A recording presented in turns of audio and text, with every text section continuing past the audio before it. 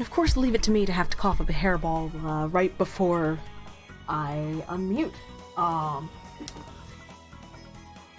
It's always how it goes. You have 10 full minutes of pre-roll. Hold up. She hasn't seen this. So you get 10 whole minutes of pre-roll, right? No problem, no coughing. None. The moment you go to press the button, you have to cough up a storm. So, fun stuff. The music is slightly loud for me at the moment on my end. There we go. Nah, so... Whew. It's been one heck of a week. You know it's a fun week when you started off driving, like 350 miles, and then another 350 miles, and anywho, we're back home now. But Wednesday never happened, so we're here today.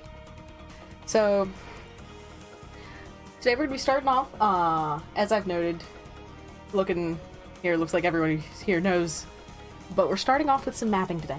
Part of the idea is making sure that I can navigate the Immortal Battlefield, because it's kind of a pain, and there's a lot of ways where if you drop down, it's like one of those Plinko boards, where you drop it down and you hit all the little pegs and stuff and it sorts into bins, except there's mutually exclusive paths, at least at our level of move tech. So, yeah. We're making it so that I can navigate. But we'll talk more on the progress end of things later. Is that enough paper? No. So, those of you who have seen the la-mulana 1 coverage from before know that there was one map that I had to splice because it was like one cell too long. The area was like one cell too long to be able to fit on one sheet of paper. Looking at you, Chamber of Extinction. Well, that happened again.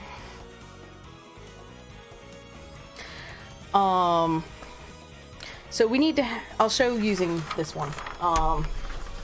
So this was the roots of the Yggdrasil map that we worked on the other day, wrapped up.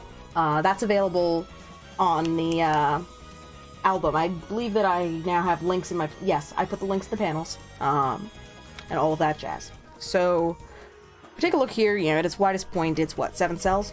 I'm doing 5x8s. So we have, 6 cells over here, like another 6 over there. Wait a second. That's only enough to put one more. So I can do an 8-room wide area in this format.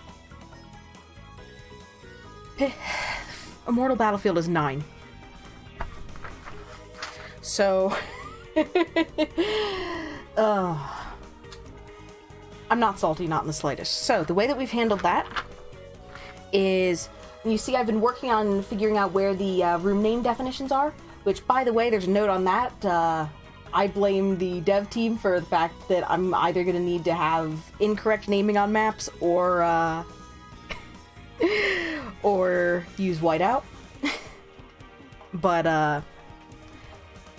part of me was sort of jokingly thinking about, oh, I should just pencil things in if we're still patching translations. But so, I've gone through and been just finding room divisions between room names. By the way, we have a mapping problem that I have not solved yet. Namely, all of this stuff in here needs to be labeled in terms of the room names. You might think, oh, there's a nice room off to that side. No, because the rightmost 3 columns are over here. Now, I am going to have to trim and splice. Oh, speaking of translation, 1.3 is the first patch for the translation. I know I was talking with MQ, I was talking with MQ some, and based off of my tablet notes, he was able to help provide me with corrected versions of tablets. I've not gotten to incorporate them yet into my notes, but I have record of them and can go back and make sure that all of those are up to date. So, yeah, and he was commenting very similarly. No, it's just I happened to be talking to him, and He's like, I don't know if all the tablets have, you know, which tablets. And I'm like, well, you can see exactly which ones I've read. The virtues of having publicly posted notes. But yeah, so in this map we get to deal with side-scrolling rooms, which I'm playing around with an idea with respect to the room division stuff within it. In particular, if we see up here, C-Ring doesn't have the penciled-in divider between its two composite blocks, or the two blocks that comprise that area, because that's a side-scrolling room. So I am debating whether I will be able to consistently enough identify side-scrolling rooms or vertically scrolling rooms when I first peek at them to be able to do that. Which is also why down here we still don't have anything filled out, even though otherwise I could pencil in blocks. This paper does not erase as nicely as the stuff that we used prior. So, yeah. We're splicing the map together, so we were just stuck with that based on paper size issues. And it was one room again. So, with respect to that, I could have fit more columns on the other page. I definitely could have. There's a little more off to this side. I could have fit another one. But I decided to, one, leave room for possible hidden rooms. Although, I don't know if we have hidden rooms in this. Who knows? So, left some allowances in terms of space. I can actually use whiteout on this paper without it being super bad because the paper is white. The stuff I was using for Llama 1 maps is yellow. And yeah, so I decided to split off the 3 columns here to make it easier to line up and to at least make the scene look somewhat intentional. It bites, but we're rolling with it. I did locate the room for the mini-boss that I couldn't find. Last session I ran into a mini-boss and I couldn't get back to him. So I'm gonna do this. Cool. I'm also sad. This is warping a little bit. You can, let's see if I can get it level enough. Yeah, it's been warping a little. So I may need to track down another one of these somehow, somewhere.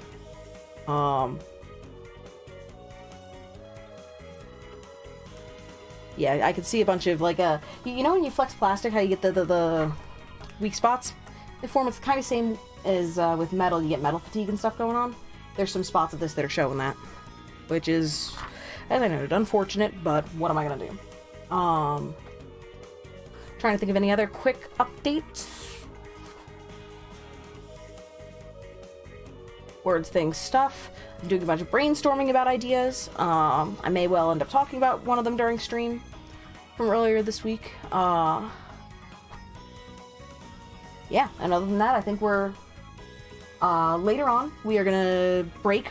Sorry, that's the thing I needed to talk about. So, the way this is working today, we are starting off with mapping here. We are going to be taking about an hour intermission, I'm calling it loosely. I will end stream. We're going to have an hour of downtime, and you know, little things like eating, breathing, making sure that I'm hydrated, poking the dingus. So we're going to be doing that. It also gives me a chance to reread my notes, since there's progress we should have made last time. Because I got fancy with overlays, I did not get the opportunity to read over my notes the way that I like to, which means that I missed another round of rumination on one thing that should have resulted in progress. We got exactly one item last stream. Which I wasn't even supposed to get. It's a minor sequence break. So, oops. But, other than that... Right, so the break will be around 5:30 p.m. Eastern Time. And then by about 6:30 we'll be back up and running. And hopefully I'm not going to cook in my own skin in the interim, because it's hot out and I can't have the air conditioning on without background noise, so... Feels good, man. On that note, let's kick this off. And also, I kicked this off with a question for you guys. How the heck has your week been? Like, how's your week been? What are you looking forward to? The US has Labor Day on Monday, so you got any plans? I know Stage and I were talking about throwing something nice on the grill, but I don't know what we're going to do beyond that. But yeah, so what's up?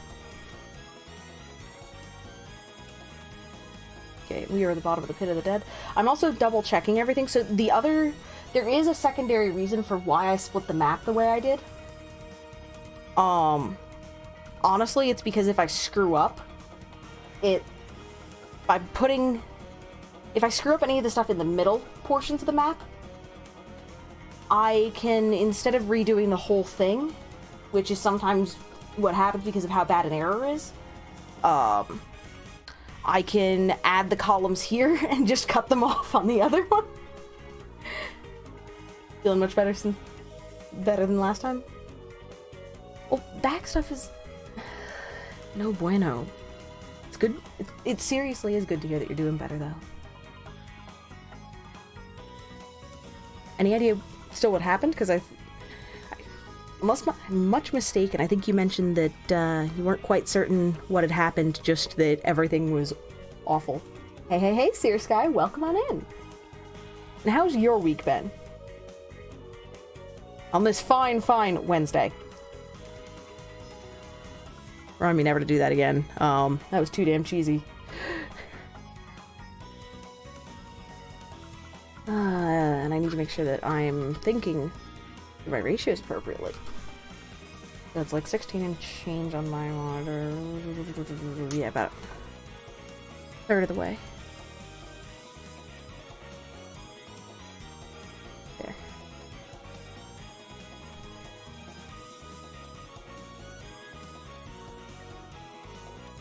Ooh, back problems running the family? Could have been anything? That's... Damn. That's when you blame your parents. Should have had better genes. Nah. So Moat saying your week's been sort of awkward. You had to get a root canal. Ooh. Also sort of feel a bit like a villain. Hold on. I can parse language. And also sort of feel like a bit of a villain in the speedrun. In a little speedrun community. What? What speedrun community? And, what speedrun community? And a villain? How so? It's good to hear that your week's been pretty good, Seer. I know mine was, well, it's always an interesting week when I have to be out of town. Thankfully, things actually worked out in my favor this time with respect to things like timetables. I also just realized that I did not put my camera quite back in the right spot.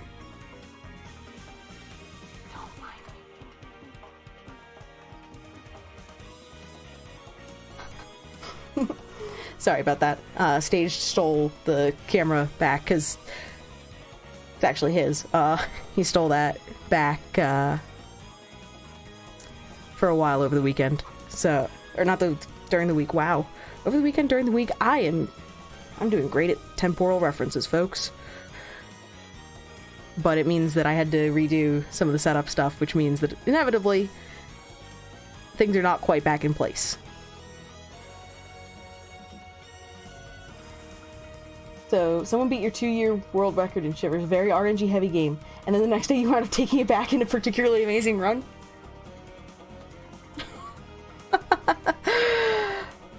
That's not being a villain. Or if it is, then the sort of luck that I wind up with in some situations in games should be, like, downright illegal. If any of you have played Fire Emblem, you know, Pegasus Knights. Right? They're supposed to be, generally pretty squishy, allergic to things like, whatchamacallit, bows and arrows and stuff. but really good at taking out magical units and mages and stuff. But they're not supposed to have that high of a strength score. Like, they shouldn't be walking up to tanks and obliterating them. Guess what my RNG luck does to them?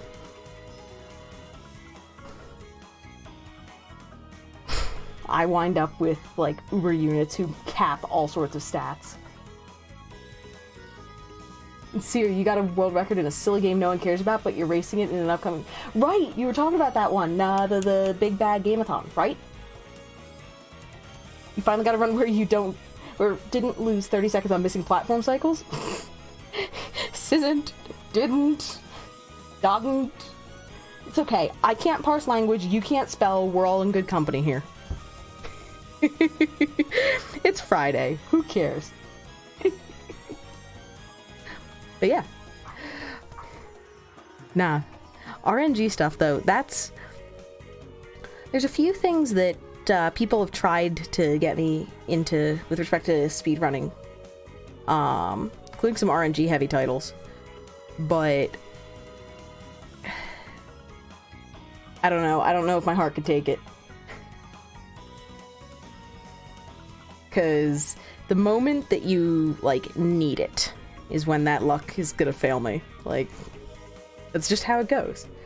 So, am I even...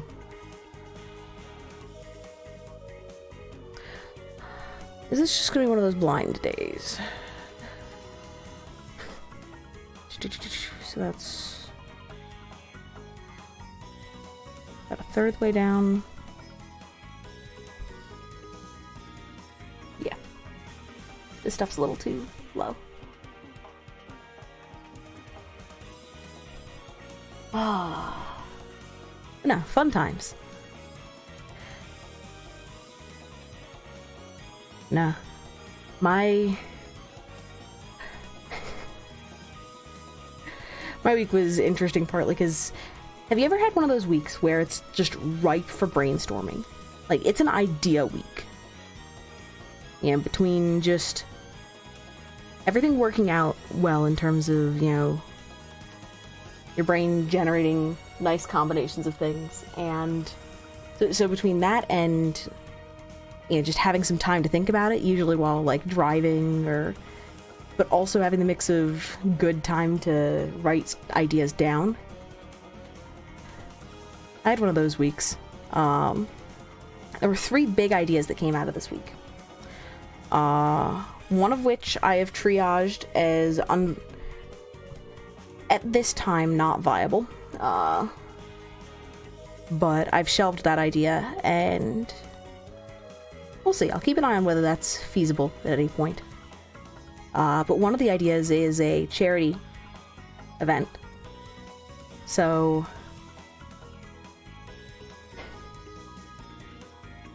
one of the things that I had a lot of fun with, especially like last year and stuff, and of course I'm also pensive for certain reasons, which I'll get into shortly. But I had a lot of fun, like, coordinating and running event stuff, even if it made me, you know, damn near pull my hair out at times. It was a lot of fun. And there were a few projects that I worked on with folks, and we were an absolute blast last year. And I haven't done anything huge in a while. Which is, you know, its own thing. It's IRL comes first. Making sure that you have your shit together comes first. Little things like that. But I think I'm feeling it again. So I want to do some charity stuff. But, you know, so then brings you to the, well, okay. So it's all great if you have ideas and stuff, you know, that apply for all sorts of things that other people could do. But in terms of something that, like, you yourself have the background in order to be able to, like, effectively run it. And one of the things that I ran, or co-ran, last year was a Hearthstone tournament. Which, for assorted reasons, I haven't touched my Hearthstone account in a while. Like, in months. But,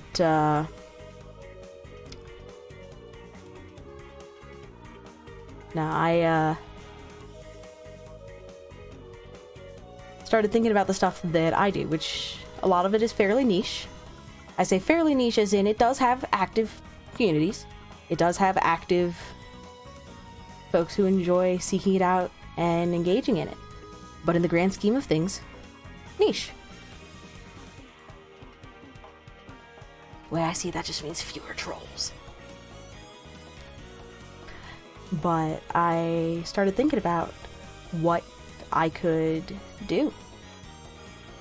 And I actually took some inspiration from some of the themed marathons and stuff that happen. So you think of a lot of the prominent charity events, that are not just based on a group of personalities, but are based, that have a heavy emphasis on a theme that unites all of it.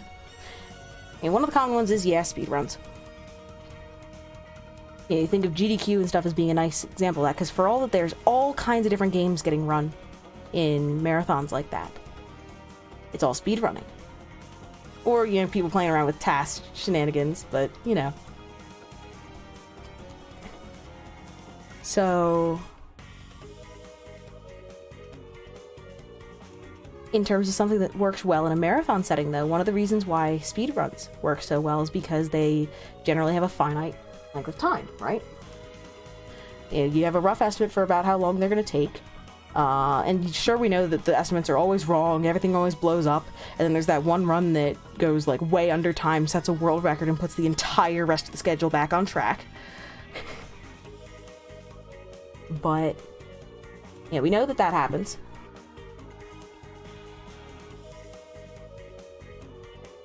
And then you get things like, also sort of under that umbrella, things like Fan Game Marathon and stuff, which are dealing with fan games, yeah? So one of the things that I was playing around with was the idea of doing a themed one centered around a genre of games. Which bonus points for being indie heavy, bonus points for having a whole bunch of cool stuff going on, and bonus points for the fact that said genre has cross-pollinated with a bunch of other genres over the past, especially in the past, trying to think of when there was a big wave that started happening. Really, since the, 2010 and onwards sort of deal. There was some before that, a fair bit before that. But that's when you saw, a huge surge start that we're still seeing today. So my idea was working with roguelikes. Roguelikes and roguelites. And doing a charity event where that's sort of the theme on the game stuff, which it feeds into some of the discrete sessions idea. You have a couple runs of certain things, possibly different challenges or gimmicks, according to things like donation incentives. But, yeah, you do that. It's one of the things that I'm really liking the idea of. And that's one of the ideas that I'm going to be sitting down with this weekend and really hashing out.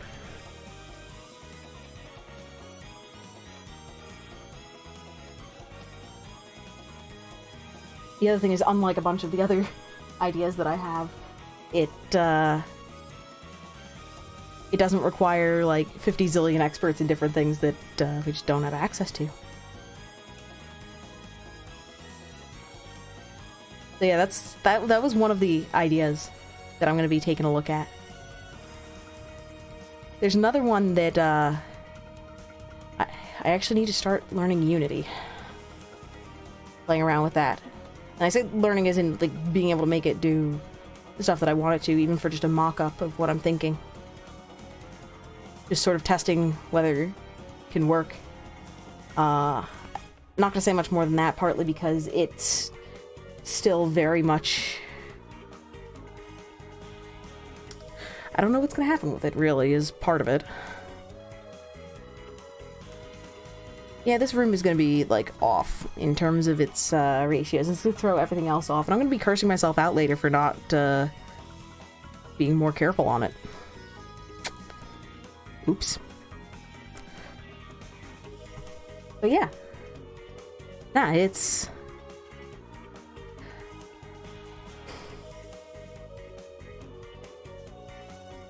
With respect to the event, though, that's one where I've got some ideas for a few of the folks that I'd be looking to tap for assorted things. But if any of y'all have any interest in it whatsoever, like, please, let me know.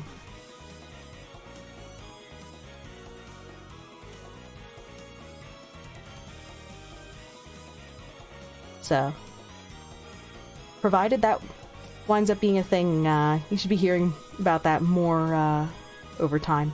Because of course I'm going to keep y'all posted on that.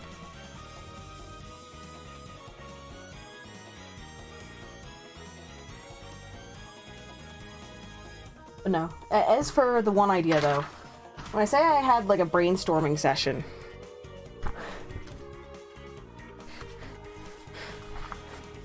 this is dealing with one thing.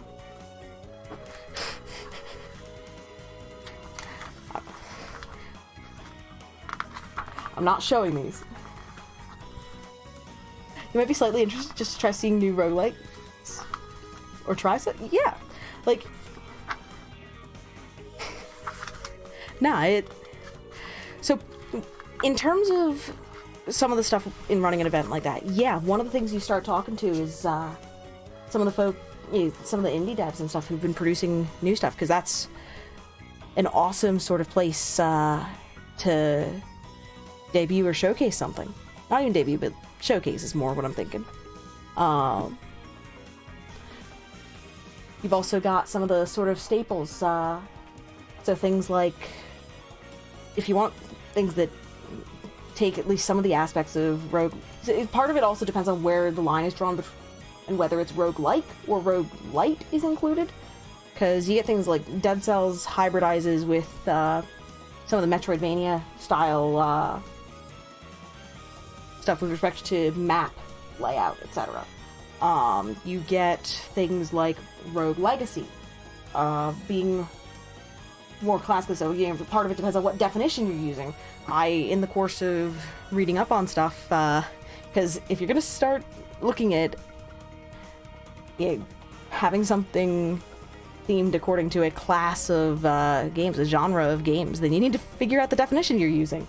So I got acquainted with the Berlin interpretation, which was set by committee in, I think, 2008.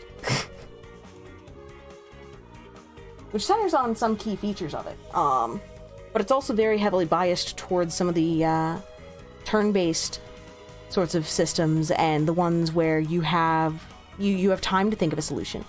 If you want to see it hybridized with things like a card game, you get things like Slay the Spire. If you want... what are some of the others? Darkest Dungeon falls into the hybrid category. I have a list. Why am I pulling off the top of my head?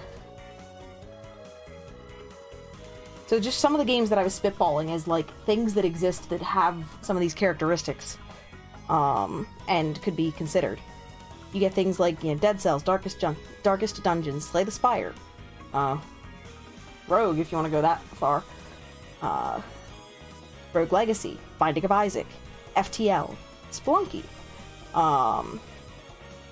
things like the Pokemon Mystery Dungeon series, crazy as that is.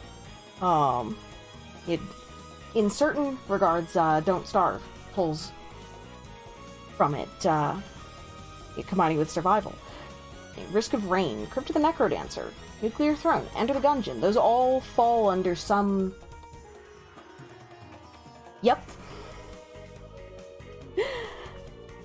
No, worse than you spot on, noting that Crypt of the Necrodancer is almost exactly a classic roguelike, despite being real-time. So, the definition that I'm referring to, yes, we're taking a breather, no, it's not going to be long. Where did I put the...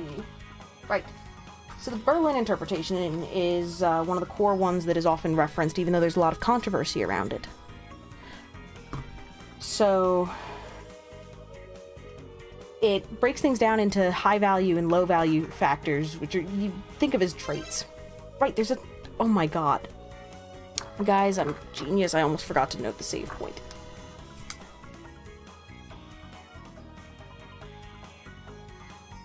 Mm-hmm. Yep. Pokemon Mystery Dungeon stuff, yeah.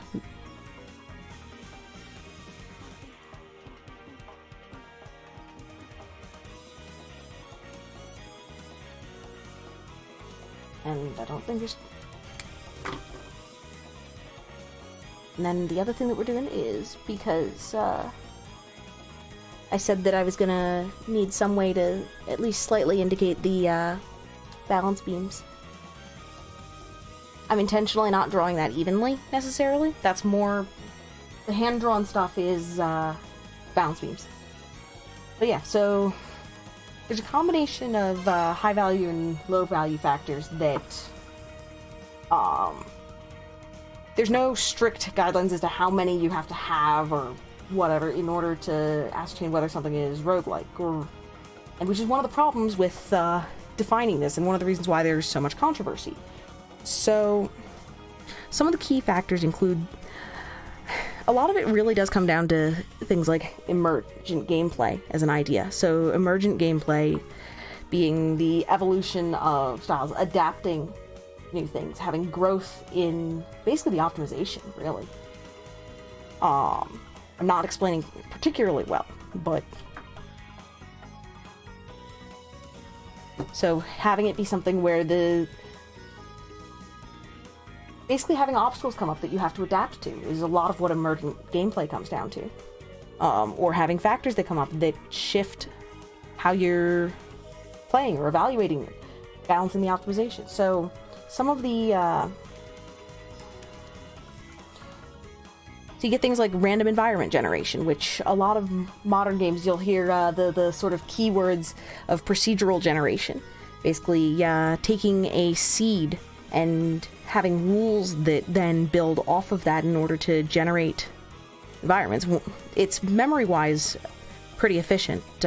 Means you don't have to hardcode as much. It's able to build it. It's basically not so much... It's instructions for how to put together a dungeon, really. That the game follows in order to put things together. Permadeath. Your actions have consequences. Your decisions have consequences. You have, the Berlin interpretation cites turn-based, basically giving the time to think, or at least noting that that is a common element, having some isolation from the pressure of time in the strict, you know, oh, you have 3 seconds sense. That, and my further explanations on this are my expansions on it, just side note. Not strictly canon as other folks would define it, it's more me expanding upon some of at least how I'm interpreting things. So the turn-based stuff giving you the time. Hold up 1 second, I need to place these correctly.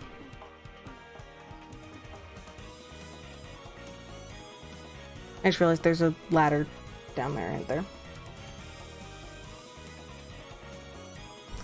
I'm a dingus. Give me 1 sec. Dingus forgot a ladder. Dingus also forgot a pitfall. This is why we can't have nice things, guys. No accurate maps here. So... grid-based, giving you a reference frame, an increment to work with, having it in some ways limiting avenues of attack on both sides. You know, a whole bunch of stuff like that. It plays a similar purpose in some ways as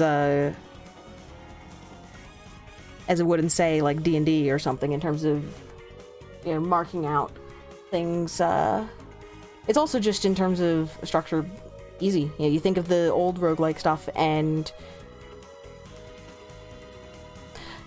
computational power is a very finite resource. Limits the reference frames and stuff that you can work in. This one's interesting. Non-modal. So the idea of modality in this case keys into the way in which you interact with your surroundings, the options that you have at your disposal.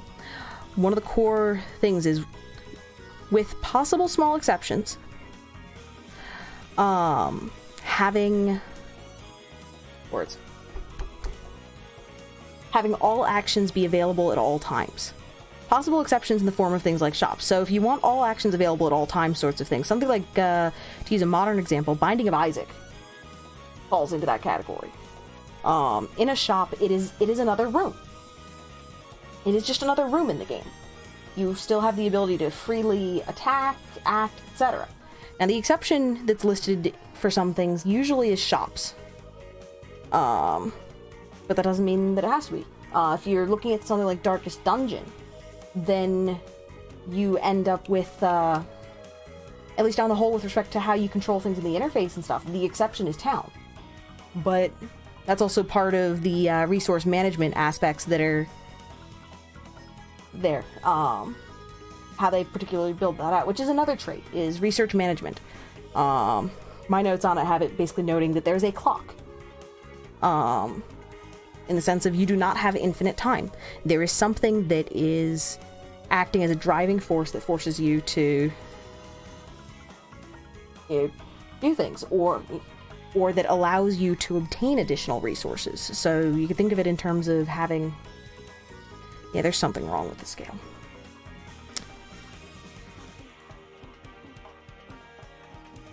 One sec.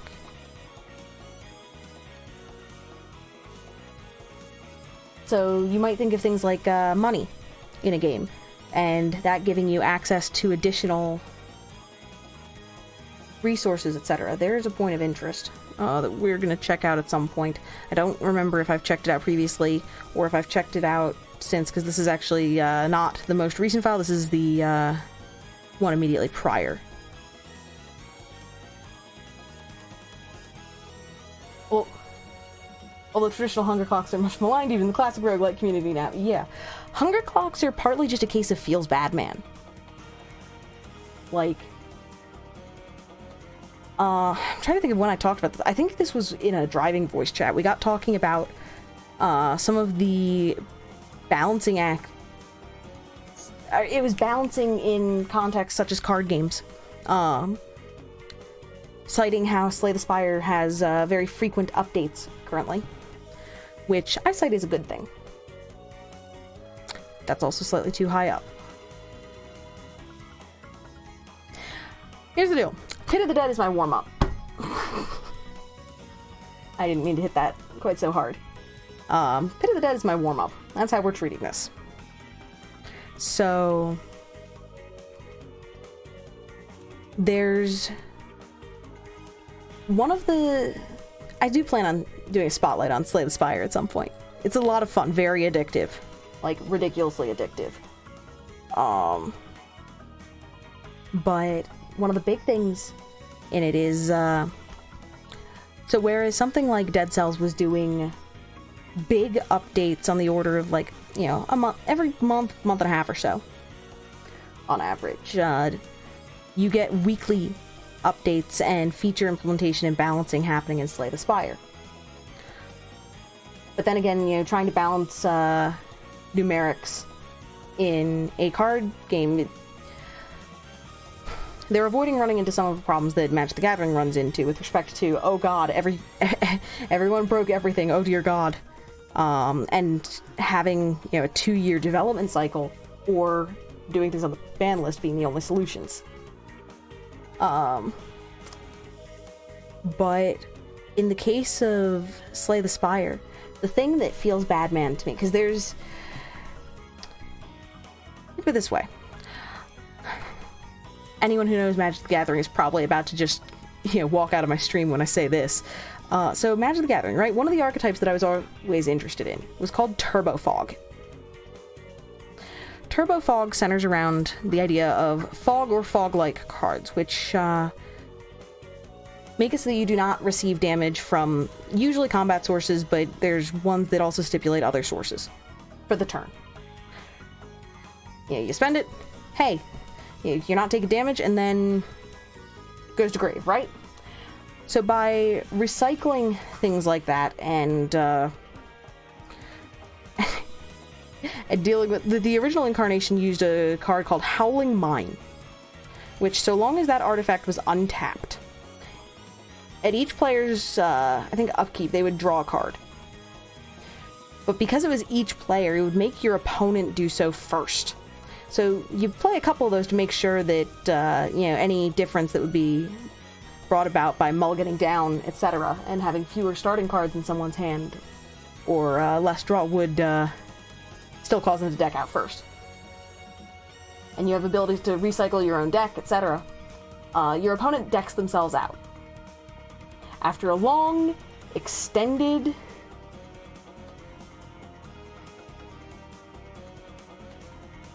Okay. One sec. Mo, here's the deal. You've been really good about observations thus far. You've made a bunch of good suggestions and observations that we've incorporated into things like overlays and stuff. I'm curious, what are you thinking? Like, I appreciate you mentioning it first, though, so that it winds up being me asking what your thoughts are. It's a subtle little thing, but I appreciate it.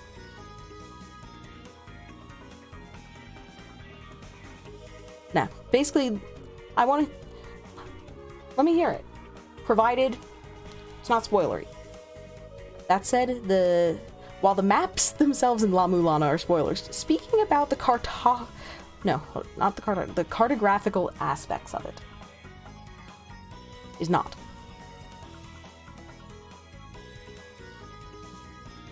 Yeah, that sort of stuff is crazy. But no, so Turbo Fog, right? Is this deck that is attrition to the worst degree because it is so non-interactive. The only choice that the opponent has, basically, is, are they going to try to force damage through? Are they going to make it so that, if you cannot perfectly cycle your fogs, you're dead? That is the only option, but otherwise, that is completely out of their hands. They're basically running their faces into a brick wall, hoping that maybe something gets through while they slowly die death by 1,000 cuts. And it's not even like you're attacking their life total. No, they just, can't draw? Feels bad, man. And it takes forever in a tournament setting. But I enjoy piloting things like Turbo Fog, partly because it is playing around with the optimization and the judgment, but at the end of the day, it's a really feels bad sort of control. Lantern control. Oh dear. It's kind of like, there was a deck that got hit in Modern, that was called Second... So, Magic the Gathering has multiple formats. So Standard is basically the past, 2 years of cards that have been newly released in the main expansions. Then you get...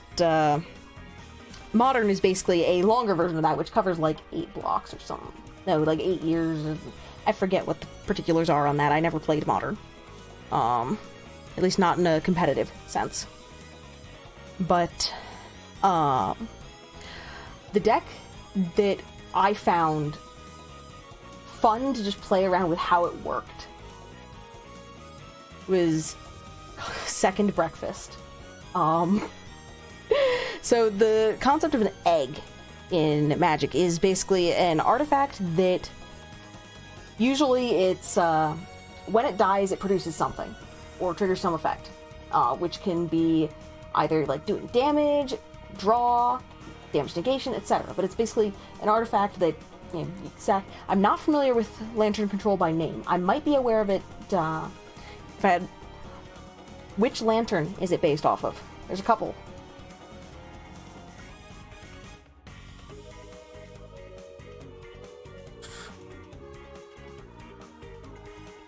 Moat saying it looks like these screens would fit pretty nicely into spaces 6 squares high rather than 5, or at least the 2 that have been focused on this stream so far. So, the approximate aspect ratio on this is roughly 16 by 9. Which means that, the rooms are so... The ratio on the rooms is deceptive a little bit, partly because they change it when you, go to pause. But it works out to approximately 16 by 9. Approximately. So, given that, in terms of scaling it down, I wound up with 8 by 5. Because when given the option, because it would have been, to preserve the aspect ratio, would have put it at 8 by 4.5 if I was to use 8 as a width. So I rounded up and figured that that gives me more room to have definition between platforms. But no, that... If we were talking Llama 1, then yes, that would be the appropriate ratio. Because that's more of a 4 to 3. At which point having it be 8 by 6 would be appropriate. We good. So...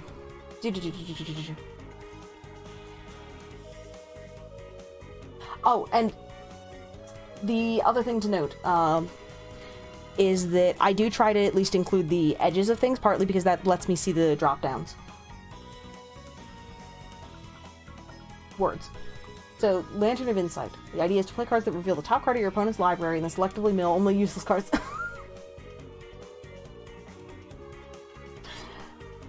That's mean. Also, welcome on in, Magus. How goes the maps? Interestingly, I'm a dirtlefish today. It is a technical term. However, we are working on stuff. I figure that this column, Pit of the Dead, is basically my warm-up. Nah, so how are you doing? How's school been going? And what are you looking forward to this weekend? If anything. Nah, so, Turbo Fog is a deck...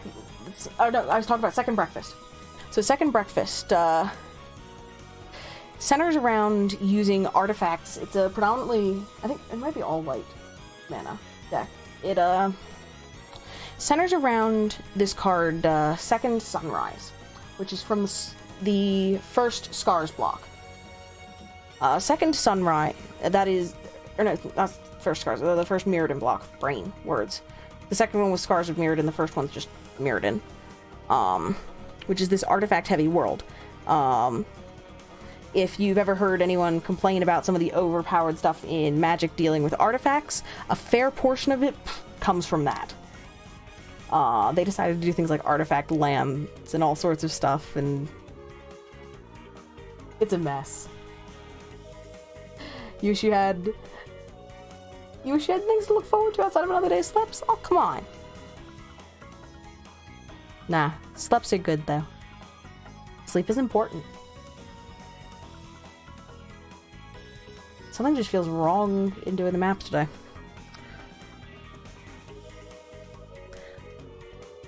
So, now we've, So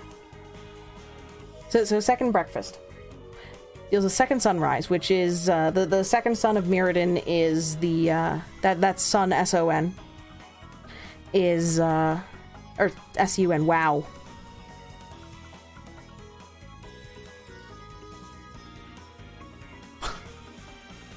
Seems harder than usual to parse spikes as spikes. Yeah, that's one of the things that's doing it. I think, honestly, I'm not being sufficiently precise.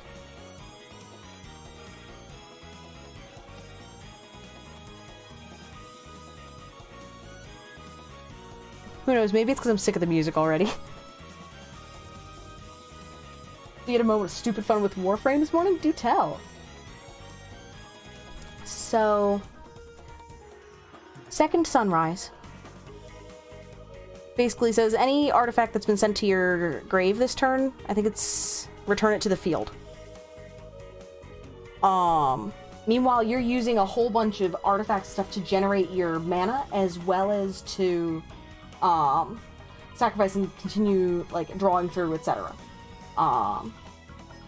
And basically, there's certain things that gain additional effects based on how many artifacts you've played that turn, sorts of, like, accumulation effects, or, no.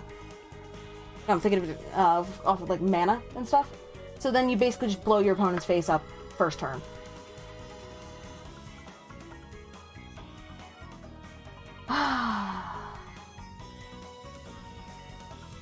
Yeah, I think we're gonna...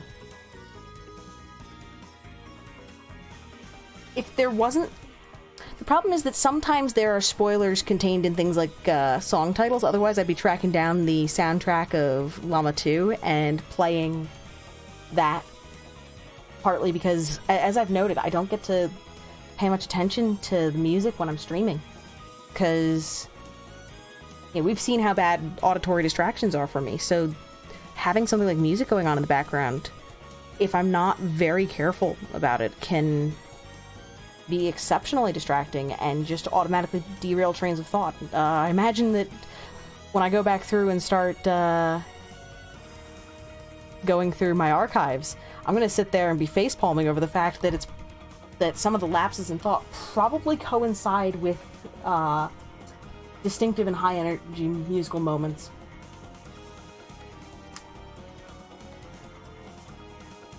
That's just how stuff goes for me, though, which... What can I do? Okay.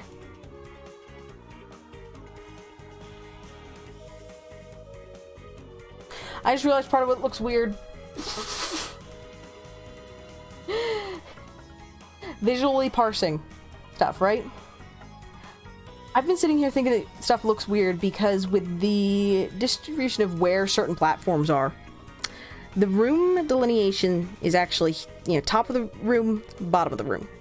But it feels like it's shifted down by 2. I feel like I'm splitting rooms. I'm straddling rooms.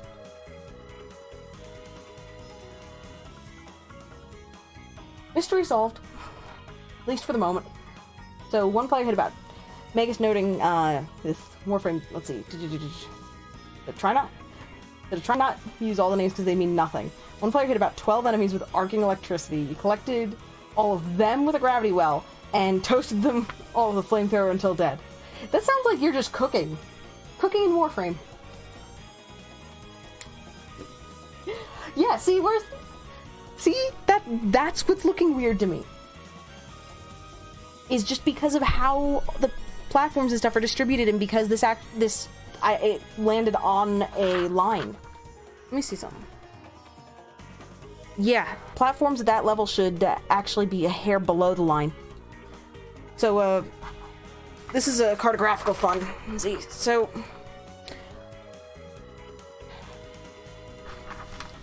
With how this is all done, right? Sorry for not being a more stable platform. You see how the platforms don't necessarily line up exactly with the grid lines? That's partly an intentional choice. Rather than fudging it so that it's convenient, it makes it distinct from the boundaries between rooms. At least for the most part.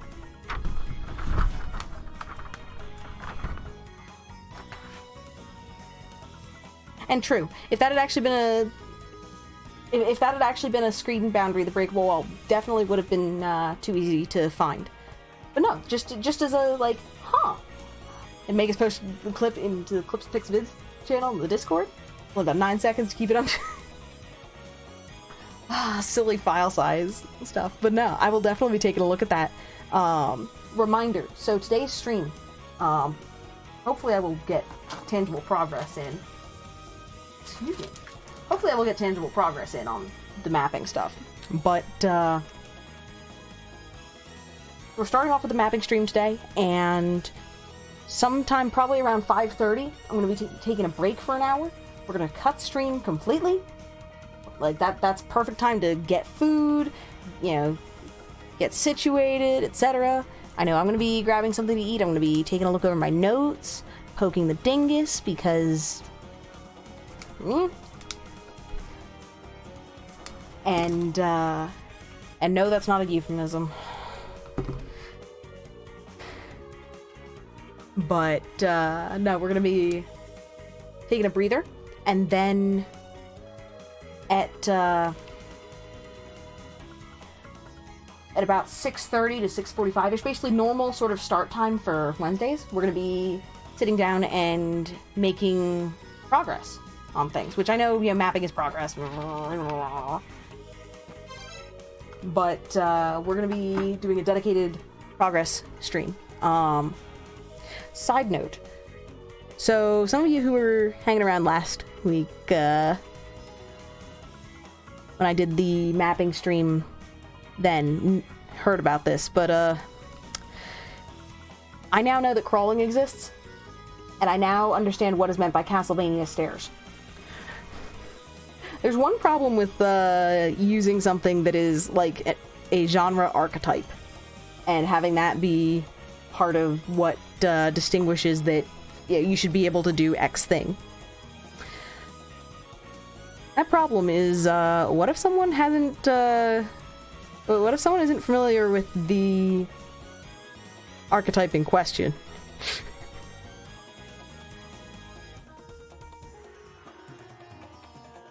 I had no idea what to make of it. It looked basically like stairs, but I didn't know how to interact with them. Now I do.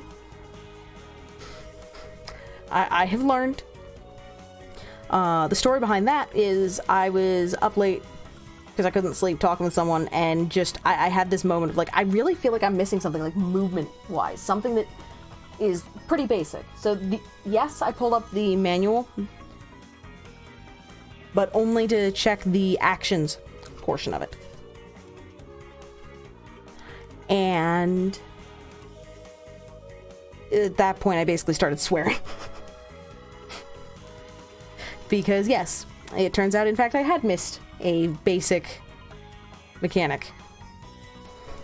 I have been informed since that I had accidentally crawled on at least one occasion and all that, but never registered.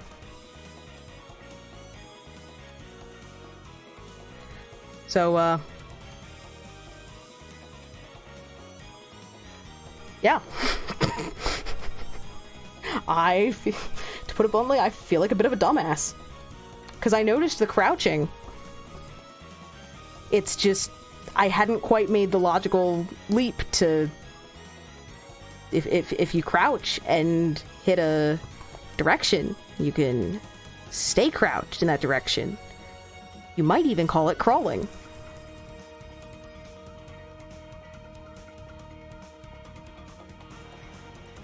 Yeah, so Worse Than You's touching on a point that I agree with. It's actually really weird that they don't have you, like, crawl as you're entering, like, eg-lana. Or even just as something that is required, because, so you can't move on until you... God, yeah, I'm gonna be hating myself for what I've set in terms of ratios here. Trying to get things appropriately placed. It's a nightmare right now. Give me 1 sec. That's like 3-ish. A little wider. So that's approximately a quarter is the middle chunk. Then you have approximately a third. No, not a third. A fifth. And then it goes up. Okay. We Gucci.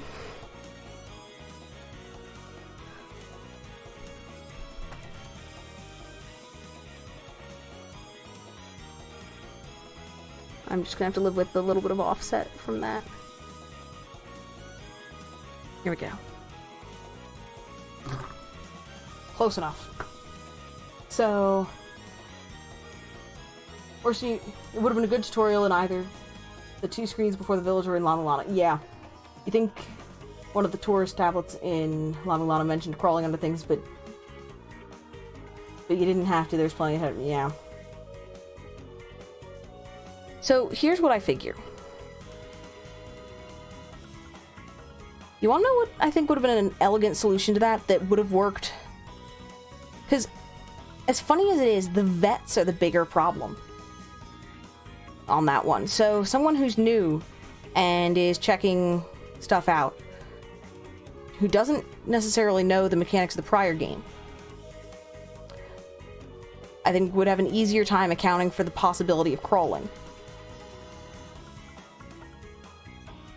At least in some regards. But for the vets, you have a basically something where it says to reach down on bended knee to introduce the crouch, and then have it be something in the roots. Actually, no, the bended knee would be in the ruins of La-Mulana at the start of it, and then following that, you have somewhere in the in the roots, the first area of eg-lana, which they don't even let you out of until you can manage to, you know, kill something one way or another. What you do there is then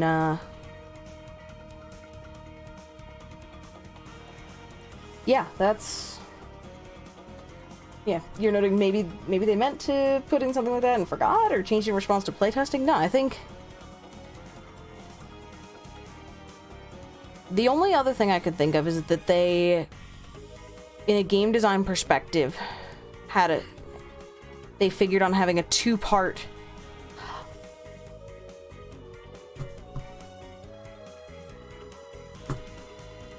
I get it.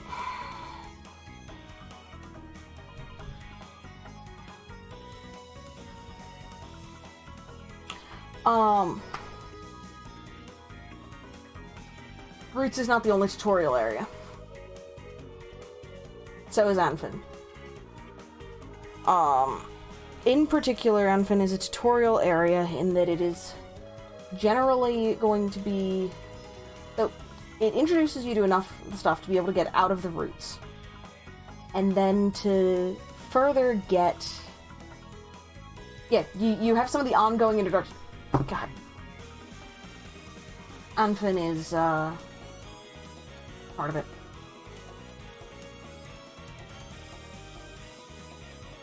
If I'm right, that's one of the spots... There's at least one area in it that I can visualize. I can't describe precisely where it is, but I can visualize it where a crawl would put you at the appropriate height to be able to get through a...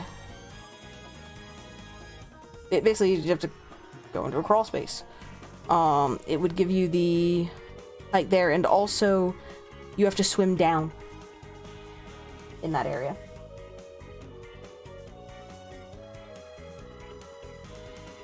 And no, fair point, Orson, you noting that having to jump up the parallel platforms and stuff is something that they make you do to help drive home the difference in the game mechanics as well, even if you didn't just sit there and play around with that on the first screen before you got to fricking Master Pimp Zelpud's castle.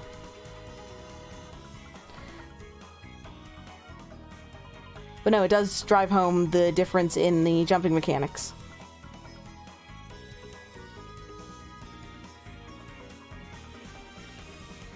But yeah, no, the Anfin is in some ways considered... It's considered to have tutorial elements, I think, is really what part of it's boiling down to, is the... Because Anfin also hinges on the ability to swim down.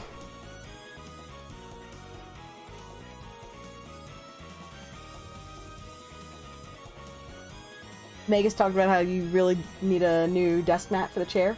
These are literally missing. You get some edges pointing out of it. Ooh, that does not sound friendly.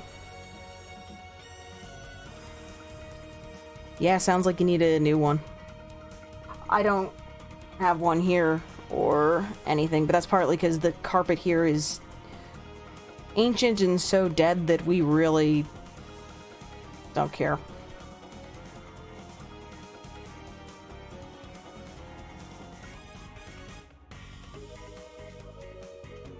But yeah, no, they're counting Anfin as being partly tutorial as well, I think.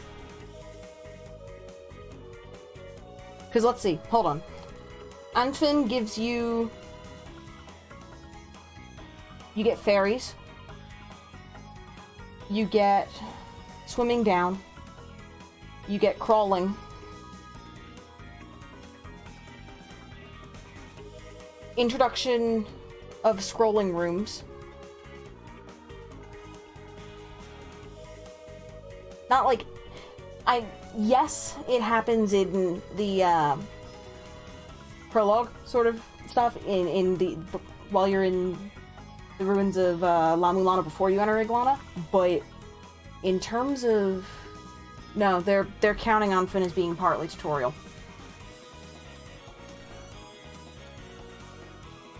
The problem is that the game does not force you to converge so much there, because there's so many other avenues. Which actually, they've talked about, or no, I've heard...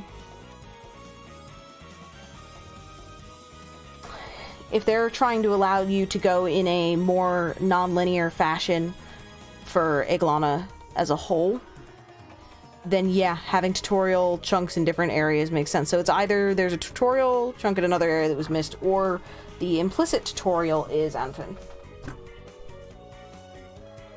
Feels bad, man.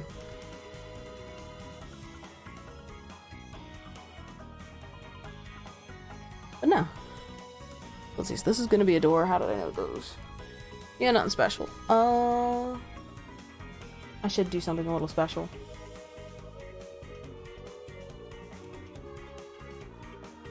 No. I'm with you, worse than you. They should have had something. That said, I also see how on a game design perspective you can... Because that tutorial area was already a bit of a pain in the butt, just in principle. Yeah. That was one of the things that I was talking with folks about the other day, while driving, is basically the,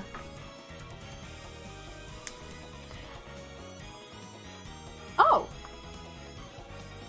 Meg is coming to us with the PSA, public service announcement, of, today's the last day to pick up Warhammer 40k Space Marines on Humble Bundle for free. F-R-E-E, free!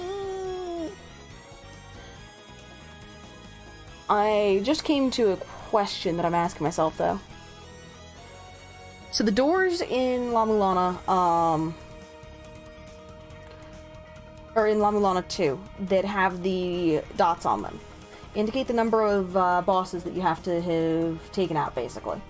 So, do I want to include that number? I think so.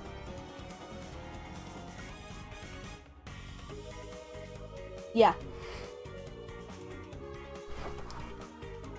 So what we're gonna do for those is on the door. And yeah, it's gonna be on the door, because there's gonna be some rooms that are really cluttered as is. We're just gonna put a number. That's also to help make sure that we don't mix it up with tablets. Because tablets have the offset labeling. Hey. Welcome on in, Coco. How you doing today? I'm gonna go out on a limb and figure that you were doing stuff. But now, what else going on? How have you been? Do you have anything special planned for this weekend? Even if you don't, what are you looking forward to?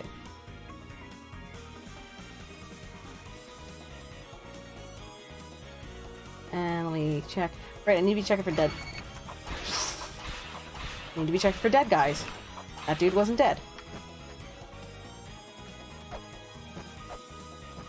You doing lots of stuff? I hear you. I know my week was busy because of being out of town and stuff. Oh, I never checked the tablet that's... Oh. I will get to that. Nothing too fancy, just hanging out, nothing too exciting? Nah, hanging out's good though. Like, legit. I know...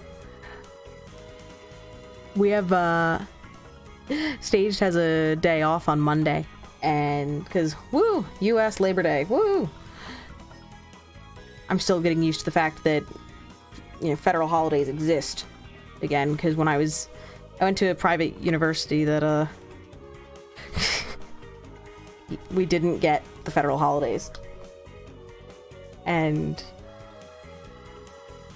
nah, he's got a day off.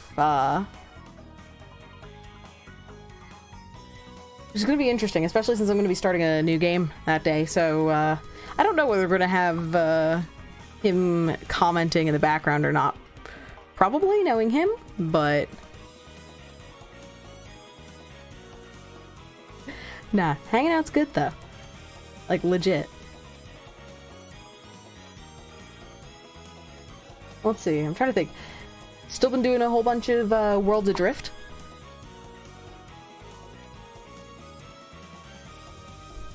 Sorry, there was a question mark there. I'm a bit of a space cadet today. I cannot brain today. I has the dumb. This is one of those days where if I was back in school, I would just go, nope. Nope, we are not doing any critical work today. We are, I will wake up at 5 a.m. the next day instead. Ah, you've been playing in a new game called Scum last few days. It's pretty fun.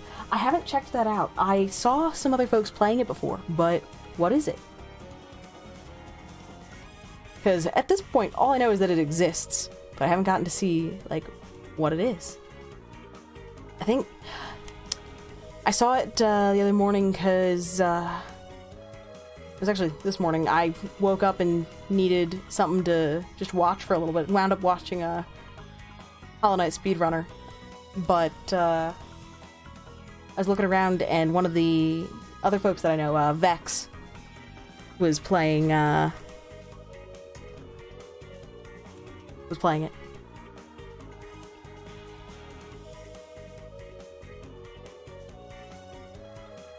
A realistic survival game.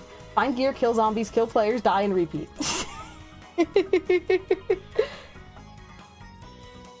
I got you. Then Mega saying, you really need to get your friend over for even a moment to showcase him to him Monster Hunter 3 use Kelby Bow. A weapon that is strong on its own and broken when everyone uses it. Oh dear god. Realistic? Yeah, zombies.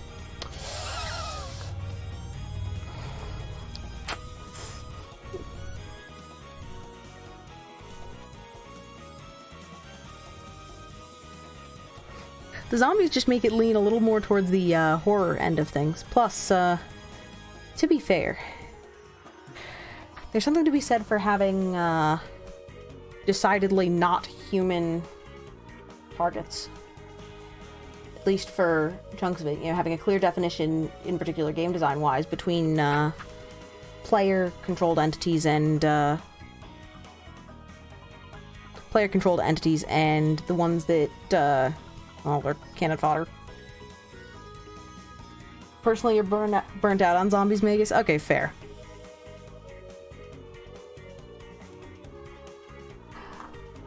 One of the tricks for me is that it's hard to do zombies well, in a way that is not...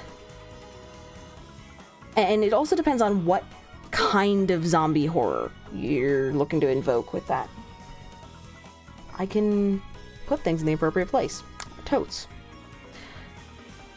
But it depends upon what feel you're going for, because, like, it's really easy to go for the, like, hordes of dead and stuff sort of feel, and the horror of, oh god, you know, they're gonna eat my brains, I'm gonna be a half-rotted thing, you know, think like Walking Dead style zombies. Yeah, that's one way you can go with it. You can go zombie in terms of just the taking over your brain sorts of things. It's hard to do well, though, in a way that is not so overly graphic. And sure, there's a... Okay, I'm trying to sort out my thoughts on this, partly because while some things may not necessarily be my cup of tea, I do not wish to speak disparagingly of them. when it comes to things like realistic depictions of violence, stuff like that, you can get very graphic, and usually the more direct and graphic things are, the more it makes me personally just feel sick, which that's my own thing. Like, I could probably never play Dark Souls on my own. That said, if I watched it on a small screen, it's different. But when Stage was playing Bloodborne and I was next to him on the couch, that was too much. It was too close. So, yeah, Coco noting that the game is very graphic. You can kill people, chop them up, poop on their head. Well, nah, Coco, what it means is that if it's something that I end up watching, one, I watch people, not games, for the most part. Like, even though I wasn't familiar with them, the Hollow Knight speedrunner that I was watching earlier is one that, in just hanging out around the Hollow Knight Discord, and basically most of it moves too fast to keep track of, but I keep an eye on the Hollow Knight stuff, partly because I'm friends with one of the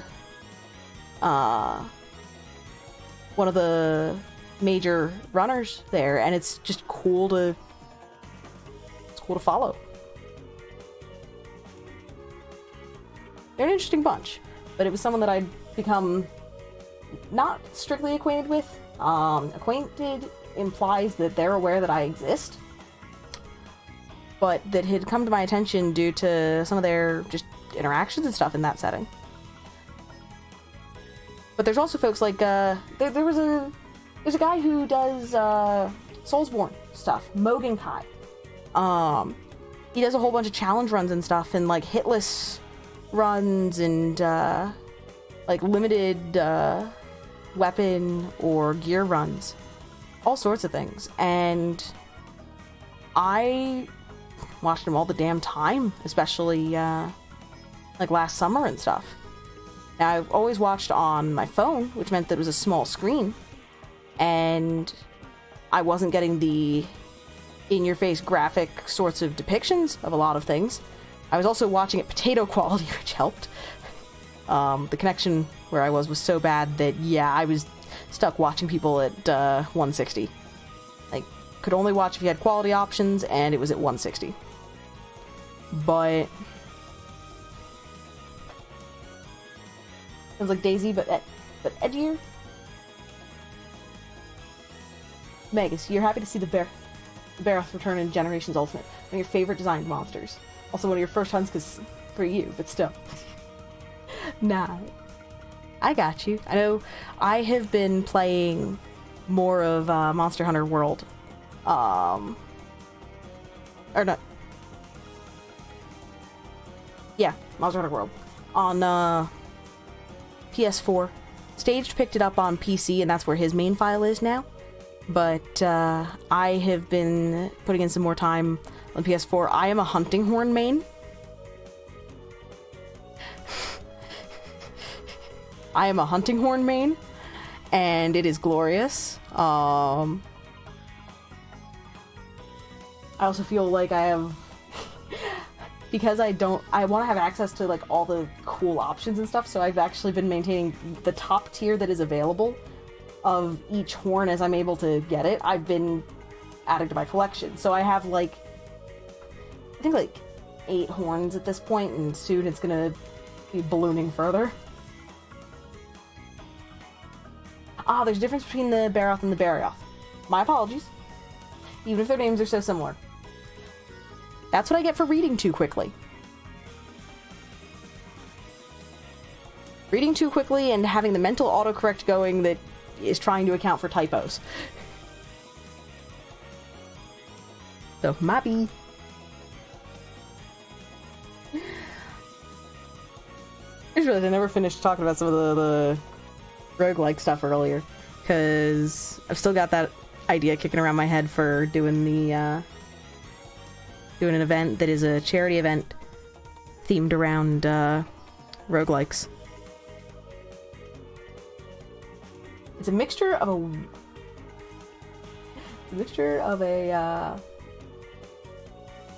I'm blank. I have had people flip out at me over the pronunciation of that word previously. I used to say, wyvern, but weird. The Barroth is a mixture of a wyvern and a saber-toothed tiger with ice blasts. Okay, sign me up. Sign me up. That sounds hella awesome. But no, so, yeah, I'm not really maintaining trains of thought today in terms of conversation. That's okay. We're gonna roll with it. On the upside, I'm not having the immunobiology lecture effect kick in.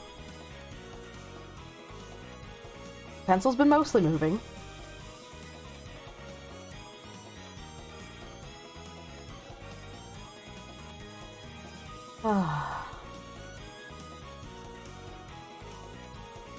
Oh yeah, something that I haven't talked about. So, one of the things that I'm slowly working on doing is trying to sort of, do you have a picture of what it looks like? I'll have to take a look in a bit. So I've been playing around with stuff on YouTube. Basically, so I archive my VODs to YouTube. But I was thinking of putting together a version of the archive that is a little friendlier for latecomers and folks who are more centered on the gameplay. Because we all know that there was one stream, great progress, right? It was while Air Caves was in town. Great progress, all sorts of stuff. There's an hour in the middle of it that's essentially one giant non sequitur. Also, I lost 120 frames at some point. I don't know if that was just now or what, but I just saw that we have lost 128 frames this stream. Hey, Draw, welcome on in. So one of the things that I've been thinking about for the archive, though, is doing, eventually, possibly having more carefully edited stuff, but basically having two versions of the archive. One which is the raw stuff, which is also a backup for me, and the other being basically cut the intro, the like pre-roll, the like 10 to 20 minutes that I'm just blabbering at the start, or at least the parts of it that are irrelevant to folks who are not watching the stream. Breaks, time-lapsing particularly inefficient exploration, not completely eliminating some of the off-topic conversation, but at least not having it be the hour-long talk necessarily, but having basically just a tidied up version of the archive, which is geared towards folks who are looking to catch up. And the Draw noting, time for a 3-day weekend. What do you... Okay, hold up. Draw already has the awesome news. So he's been recovering from getting surgery. And got the splint removed. Freaking awesome. Like, legit. So now you're going to the ortho to get a retainer for your upper teeth, partly to adjust them and to help reduce the chance of the roof of your mouth collapsing. My one thing regarding retainers is... I don't think I've told this. So, in terms of retainers for teeth, right? I have sensitive teeth to begin with. When I was a kid, like in middle school, I got them off in 9th grade, I think. But I did have braces. And...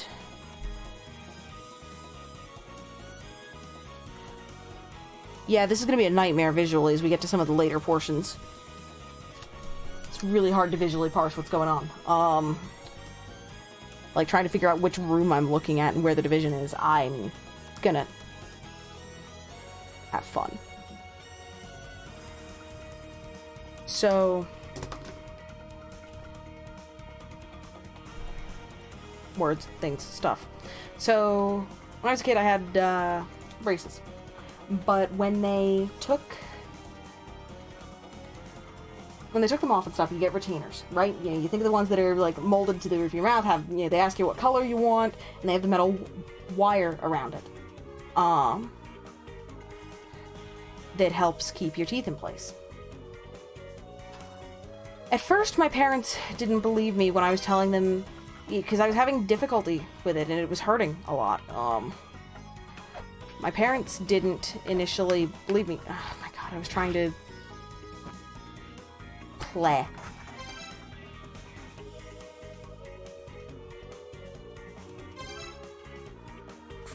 Yeah, that doesn't work as a way to get up.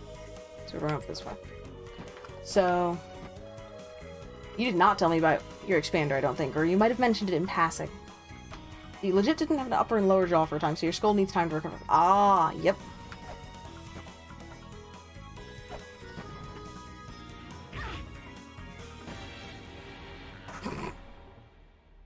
Oops. Perils of being at 25 health. So, give me a sec to form this train of thought. So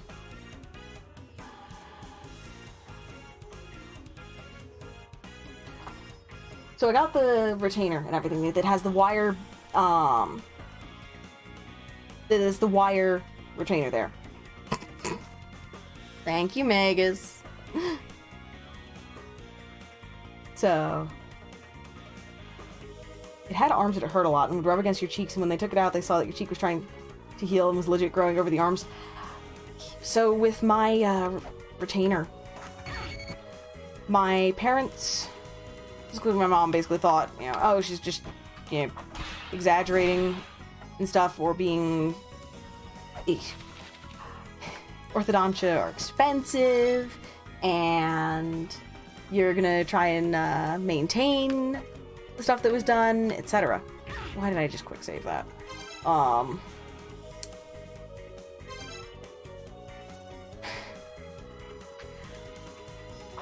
Which is a whole bunch of fun to have her, you know, acting like that. But then, when I told... So there was a pediatric dentist that was adjacent to the orthodontal practice that I was seeing, and that I had been seeing, and they also said, no, you're just being a baby, basically.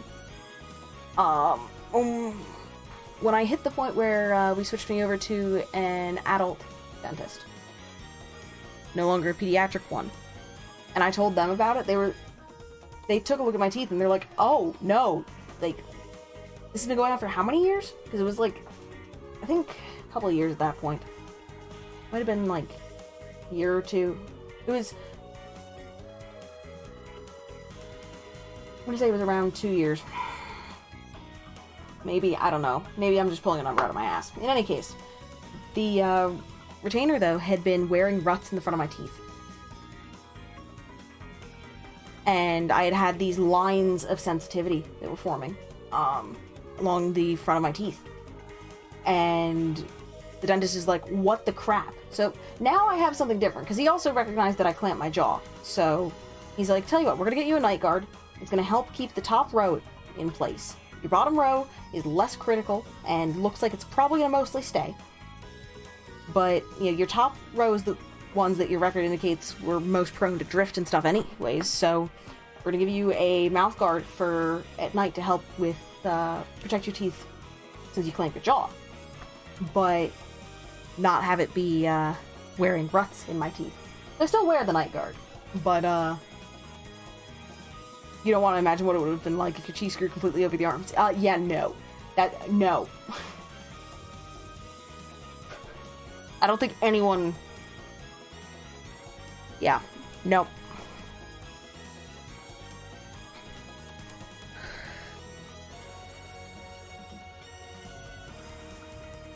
Yeah, so I had ruts being worn in the front of my teeth.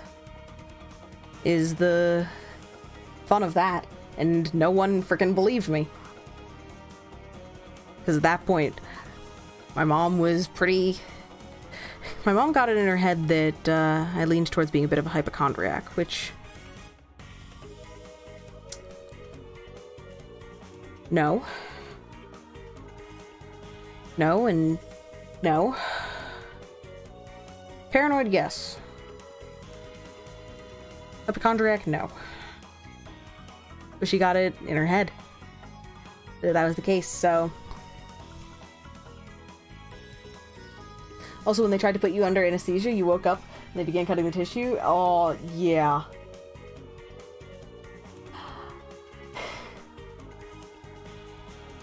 We're just in fun dental story land, aren't we? When I got my wisdom teeth out, I came up from under while it was happening.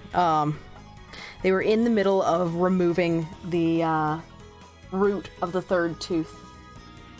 And so they pulled it out basically in pieces. Yeah. That hurt. A lot. They were in the middle of doing it, and interrupting what they were doing would have risked damage to the... At least at that moment, would have risked damaging the nerve that runs in your jaw. So, even though one of the nurses noticed it, couldn't do anything about it. After they got that done, it's basically like, she's awake. She felt that. And the oral surgeon at the helm of it was basically like, what the crap? Holy shit. Like, and the trick to staying still through that, though, because I also knew that I had to stay still to, you know, avoid running into damage or anything, right? You know, sure, you want to wince away from the pain. One of the ways of managing pain is tensing up. I knew that I had to keep my head still, and otherwise, so long as my head was completely still, I could move. I wound up tensing up so much that my back was arched, basically. Everything was tense, so the only things in contact with the surface I was on were my heels and basically my shoulders. That was a fun one. Bonus points for the fact that they were surprised that I remembered it when I woke up. Because generally, because they went for round 2 of making sure that everything was all good, and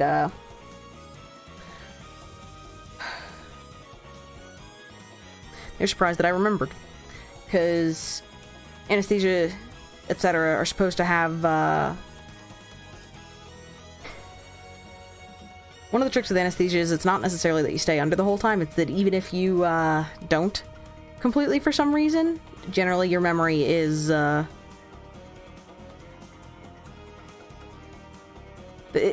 what's the term?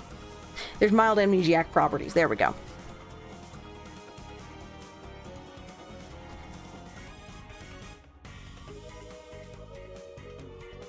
Now, your mind was out, but your body, yeah. My brother had surgery when he was a little kid for something, and it was... I'm not going to speak particulars, but he had to have surgery when he was a kid. Nothing super huge, but it results in other funny stories, but I really shouldn't talk about them. He clearly remembers being wheeled into the operating room. And he came out from under very quickly. It seems like one of the things in my family is that we recover very quickly. Which... God, one of the things that has sucked is that, so I have really sensitive teeth. When I switched to the adult dentist, he didn't believe how sensitive they were until there was a minor filling that he had to do.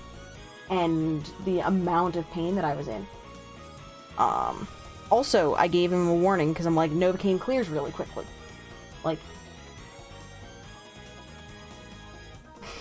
however much time you think you have, think like 40% less. And he's like, no, no, first time he had to do anything,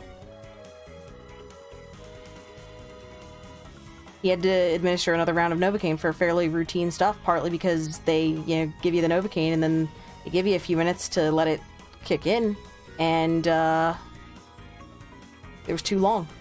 It was too long a wait, so I also had another fun one where hold up, cycling back to chat a sec, Moat noting, man, just the thought of the memory, you know, amnesiac sort of properties of those messes with you. Like, if you wake up and are put through immense torture and pain throughout the process, if you never remember any of it, did it really happen?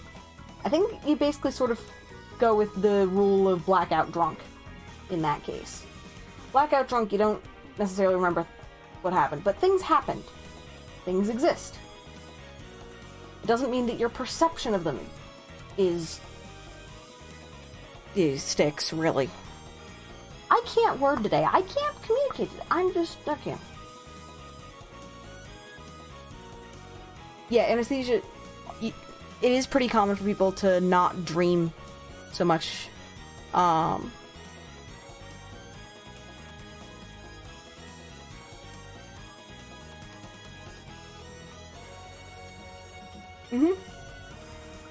So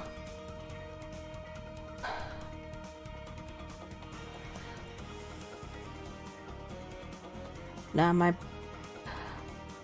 I told you guys the story of how I almost took off the tip of my own finger? I don't know if I've told this one. I don't think that I've told it on stream, at least. So, I might have. If I did, it was months ago. I was working on a physics project at one point while I was a kid. What? Also, hi. Hey, MQ, welcome on in.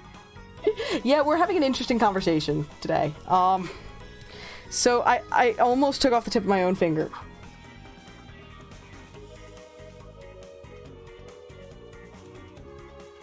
Draw circling back to the question of why don't people dream under anesthesia. So, I don't know the particulars off the top of my head. That said, given that dream is associated with things like REM cycles, rapid eye movement cycles of sleep. If you're not asleep, really, it's so when people are too deeply asleep, they generally don't dream. Fun fact, my mom actually found out at one point that due to sleep apnea issues, her body eventually stopped basically having REM sleep at all. Or at least they suppose that it was due to the sleep apnea issues. But, she basically didn't dream, for the most part. And, she would just pretty immediately kick into deep levels of sleep. At least the sleep specialist theorized that it was because of the apnea, because, that would prevent your body from being able to consistently enough get to the deeper, restful cycles of sleep to be able to basically go through the normal process. So instead you wind up with just, boop, you're deep sleep. But if you don't have sufficient brain activity, is part of it, really, you don't get dreams. And I get what you're saying on that Moat. Fair enough. Fair enough on never been drunk, so can't necessarily relate. So Moat saying that I think it was partly meaning like the extreme pain would have only been something the patient would have experienced, and if their memory of it was completely removed, it's like the experience might have never happened or something like that. Yeah. It gets into some really scary and weird territory in some ways.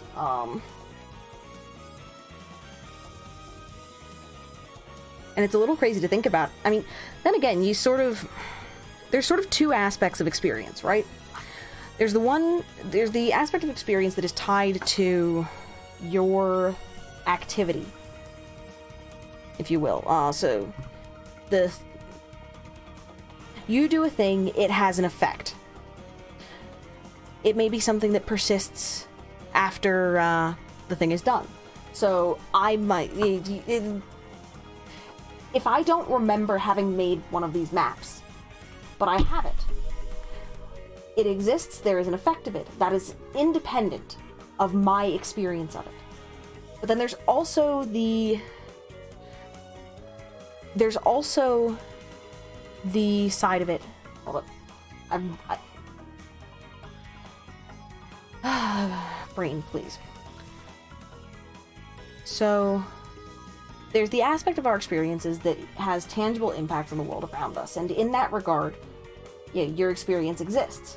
But then there are ones that don't necessarily have a tangible impact. So there's an argument to be made for the fact that if you're under and you still feel the pain, but you can't remember it, then at that point, from your perspective in the world, it may never have happened. That said, with respect to the folks who were operating, if there was anything that happened that shook them up, it exists in that regard. So you end up with this interesting relative perspective sort of question that plays into some of the ideas like amnesia.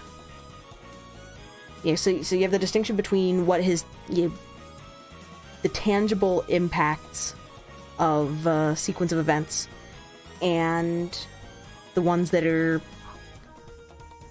rooted more on the personal experience of this. This also has me wandering in some really interesting mental directions, because so Stage and I have been watching through Star Trek Next Generation, and we just last night watched the episode, what is it, The Measure of a Man, where one of the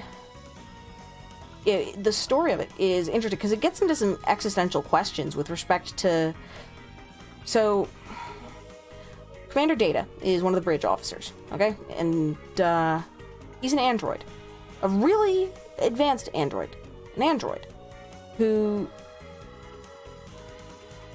is a member of Starfleet. And he gets ordered to... It starts off as a, hey, someone would like to participate, or someone would like to basically dismantle you to see how you work, to help reverse engineer what's going on, because the guy who did it in the first place is like AWOL dead something. So yeah, it's dealing with this idea of in Star Trek lingo, the positronic brain. And so this guy whose Data rules as being inept is like, yeah, I want to dismantle you and see, I'll download you to another computer to make sure that, you're backed up effectively, and then take you apart and reverse engineer things. And is not being specific enough to lend anyone confidence. So Data's like, no. So the guy then pulls out a transfer order. Starfleet, you're transferred to be under my command now. You're going to report tomorrow at 9 a.m. and I'm going to take you apart. So Data does the only sensible thing at that point and resigns his commission. So then they rule... so then you have the judicial process within Starfleet, because basically the guy who was going to dismantle him and reverse engineer stuff asserts that that Data is property of Starfleet and thus cannot resign. So as a whole, the episode goes into some interesting places with respect to things like what defines sentience. And one of the things that Data cites at one point is that, yeah, sure, you download his brain into something, basically, but it's not a comparable piece of hardware. Even if the facts exist, the substance of the memory, he's not confident in that surviving the process. So he's actually looking at it in terms of he might be facing his death as the entity that he currently is.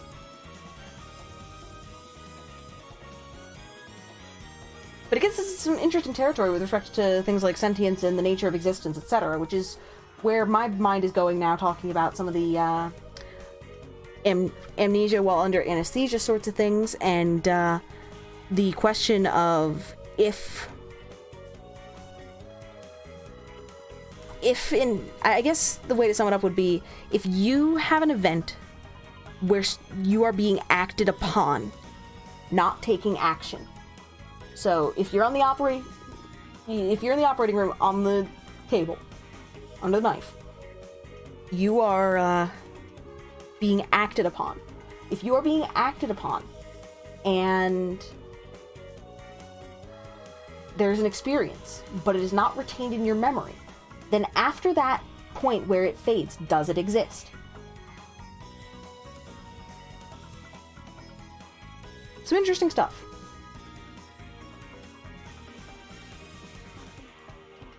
And I guess part of it really does boil down to whether things are converted into memory in any form, or whether it's thrown in a box, kind of like in when I've talked about trauma and stuff like that. Whether it gets filed away in a box, as your mind is like, no, bad thing, no, never want to see this again, and it never gets integrated, or at least processed the same way other memories do, or whether it basically gets pushed out of the buffer without being saved. I don't know. In terms of whether the initial phenomenon existed from the perspective of the person being acted upon, that's a really good question.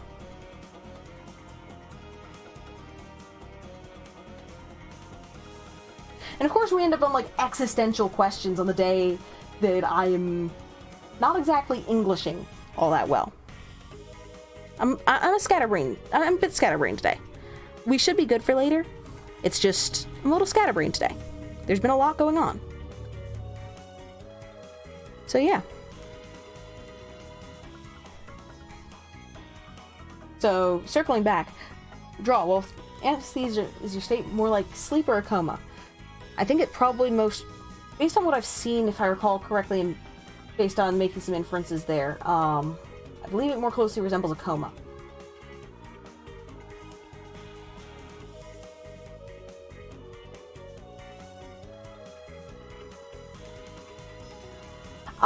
Moat. That sort of conversation topic reminds you about your sort of issue regarding the idea of teleporters.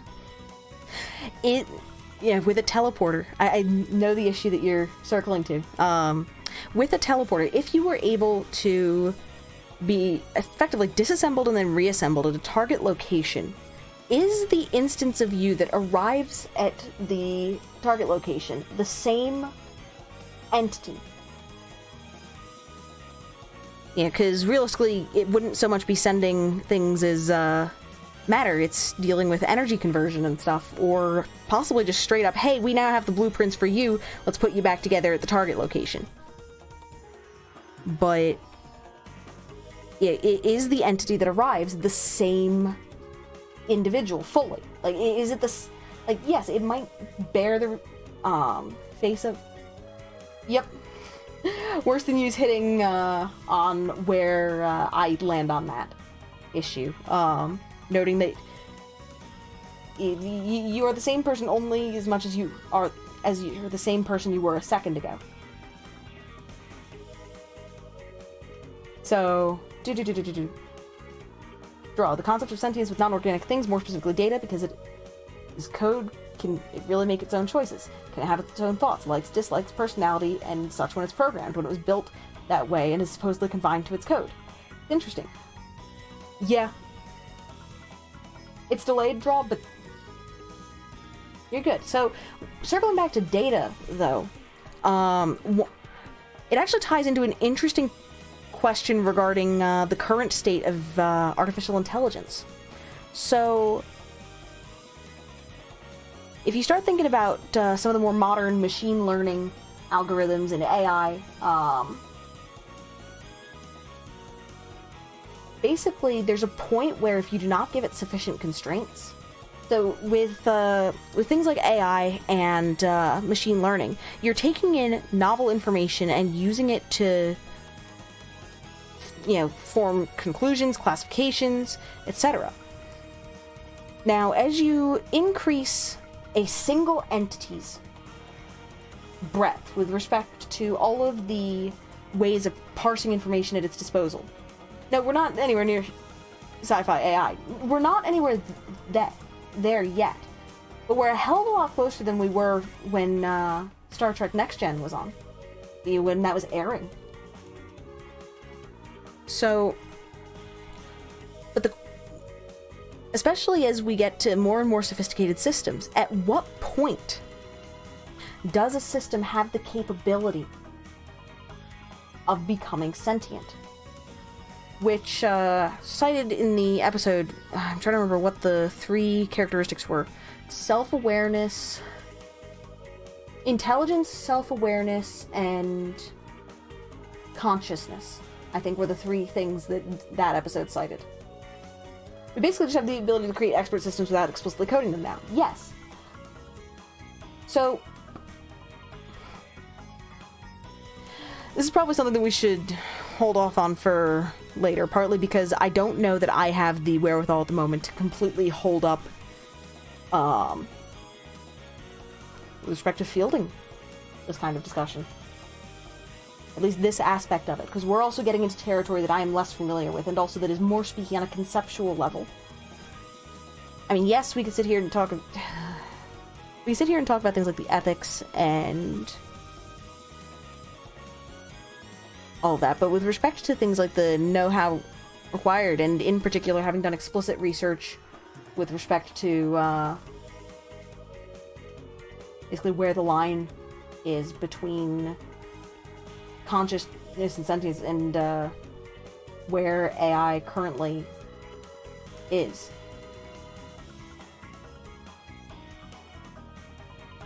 You know, as a human goes through life, right? They encounter new things. You know, you learn how to take in different varieties of input, and you have a whole bunch of different means of being able to sort them, process them, store them. So when you're talking about how a computer, over time, in particular one that is endowed with the ability to learn, at what point is it going to have sufficient capabilities to be able to look, basically to start analyzing itself in a lot of ways, is where you start getting some of the questions of consciousness and stuff emerging. To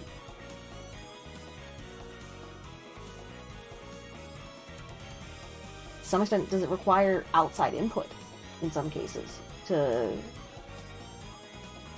I don't know. This is really hard to...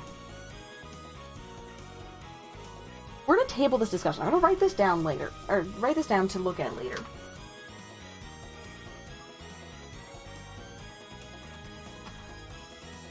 We're going to circle back to that. Not, like, this week. So not, like, this weekend, probably not by Monday. But we'll see about circling back to these topics next week. I want to look into this some. So, anywho, getting back to different territory, though. So, how I almost cut off my own finger, or the tip of my own finger, rather. I talked about this, like, I referred to this ages ago, and yet here we are, and I still haven't said a damn thing about it. So, my finger. I was working on a physics project, a mousetrap car, and I had built one of the components for it out of balsa wood that I laminated using basically glue. And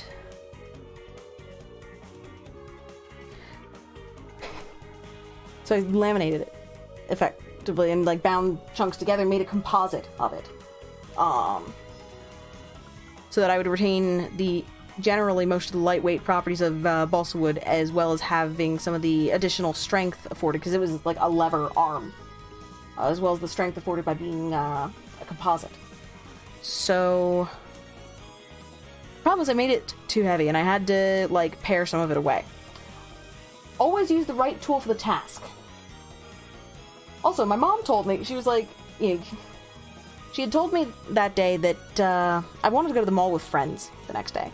And, not because I wanted to do anything at the mall, but because that's just where the plan was to get together.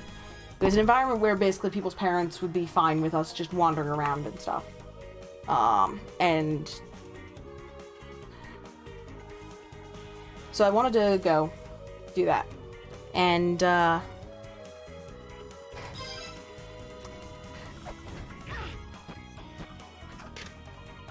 Soak in the water, your body will be healed. Gonna be down to, there we go.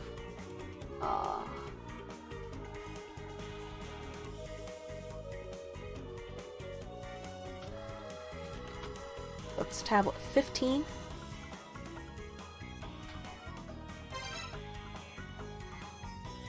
Ah, yeah. Oof, that's a rough delay draw.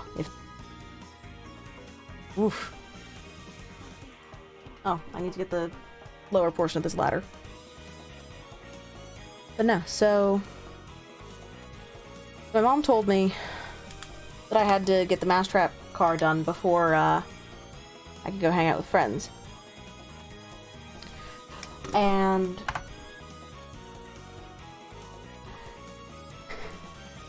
so me being me, she told me that, like, to go to bed and stuff, and I basically just faked as if I was going to bed and stayed up and worked anyway. She was just downstairs, like, watching TV or something, so so long as I didn't move, because the floor screamed if you moved, they creaked that badly.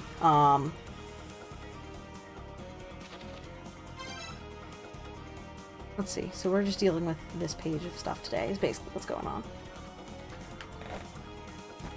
Oh god, I hate this room. Load up.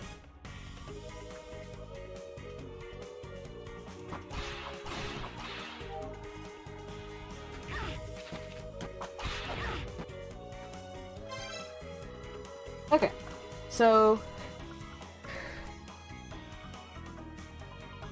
cool. So my mom had me go to bed, ostensibly, but so long the floors creaked really badly in the house where I grew up. If you did anything, but so long as I stayed still and I was in my room, I was okay. You should actually pay attention to where these are. So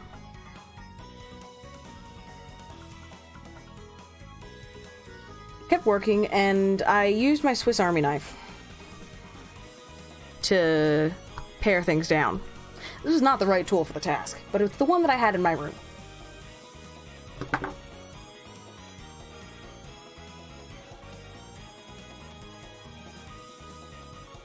Okay, fair points. In spite of it being tabled, there's one additional comment that needs to be brought in. Worse than you noting. Yes, it's been tabled, but clarification is needed. We talk about current AIs learning. That's a very bad word for what they do. It's more like tuning. No framework for an actual intelligence has been created. They also probably shouldn't be called AI, but that boat's sailed. Yeah. Look. Nomenclature is silly. Regardless of what field you're in, something dumb has happened at some point that is now codified into nomenclature and everyone is stuck with. That happens in everything. Okay, we're actually going to measure here so that I don't dirtle this up. So that edge is at the section change point, which means it's about the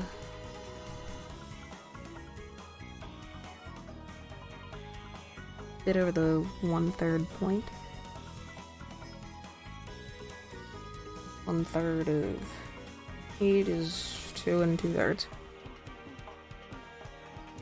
Cool. So my mom told me to hold up, talk about the Swiss Army knife. So I was using a Swiss Army knife to pare this down, like shave away chunks of it, to help make it lighter so that the mousetrap would adequately power the car and make it go as far as it could.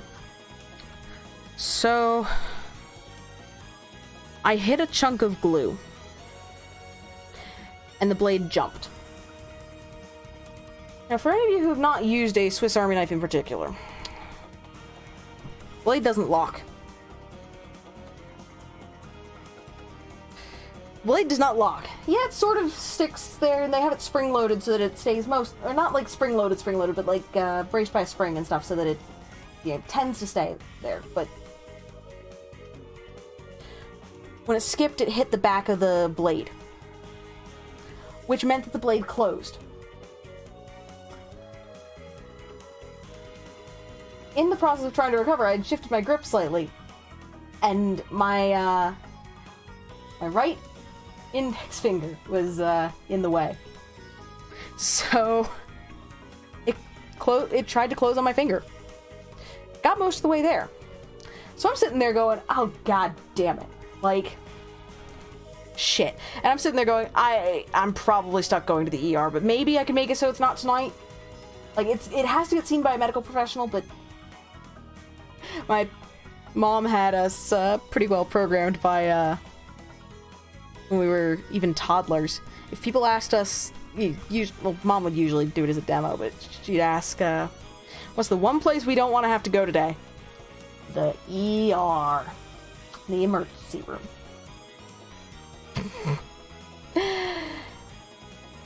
But, so I'm sitting there going like, god damn it. I'm like, well, okay, so, let's see if we can at least get it to stop bleeding. Because I knew that even if I had to use, like, butterfly closures, so long as I could get it to stop bleeding, like, clean it, make sure that it was clean, disinfected, all that, so long as I could get it to stop bleeding, and so that it wasn't, like, coming open again at the drop of a hat, I could get through the night. And it could be a tomorrow problem, a daylight hours problem. Because this was, like, 11 p.m. Of course. Thankfully, it wasn't a school night, but... So... I go into the bathroom, and I spend like half an hour trying to get it to stop. Disinfecting that hurt. There's a lot of nerve endings in the tip of your finger. There's a lot of nerve endings. Because usually pain characterization and levels is associated with the density of nerves in a given region. So it's why stuff on your lip hurts a lot. If it happens, if you get something there like a cut or something or a sore, because that's one of the most thermally sensitive areas of your body. Partly so that you can check using your lips to determine whether something is too hot to imbibe. So this is... And fingers are a significant chunk of how we interact with the world. Sense of touch is fairly global for us, but most noticeable there. The example that they say to use is take two pencils that are sharpened, right? To play around with actually some of the questions of nerve density and see it in action. Take two pencils, hold them so that the tips are right close together, and close your eyes, and then you move them steadily further apart and see at what point you register them as being two separate points on like your fingertip or something. And then have someone help you try and do the same like on the back of your neck or in the middle of your back. It's very different. The effective resolution that your body is able to sense at is dependent upon basically the density of sensors or nerves. This makes sense. So basically your back is sitting there at like 160 resolution, at least on the surface of things for the most part, and your fingers are like 4K. So, at least if you want to think of every available nerve ending in a given area as like a pixel, say. You get the different resolution scales. So,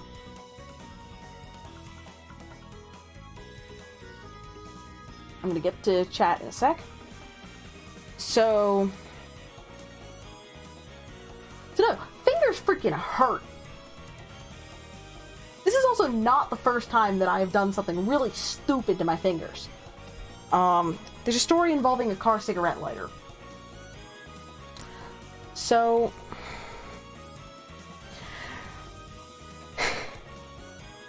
in any case, I had my finger like probably 80% of the way, the tip of it was cut through. And I'm sitting there, and in retrospect, I was an idiot, but I was trying. Let it not be said that I never tried to deal with the issue myself. Something feels really wrong about this.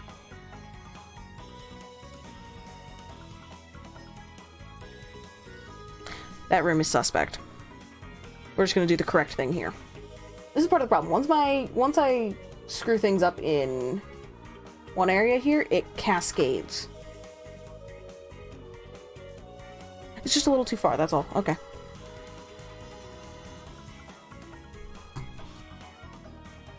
So...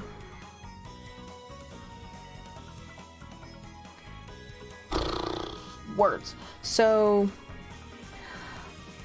I finally go down at like 11:30 p.m. I go down at 11:30 p.m. And I'm like, hey mom, I think we need to go to the ER. And she like whips her head around and is like, why? I'm like, I was an idiot. Guess who didn't go to bed when she was told to? And she's like, come on, and remember, my mom thought of me as being a hypochondriac. And she's like, really? You'd think that you think she'd trust my triage a little more.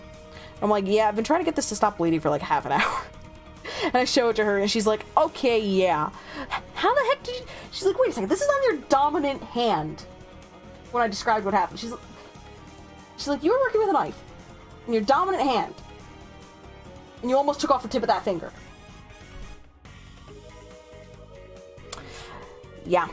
So we go to the ER. And this is part of why the story got prompted today. So they do local anesthetic and stuff to try it, because it needs stitches.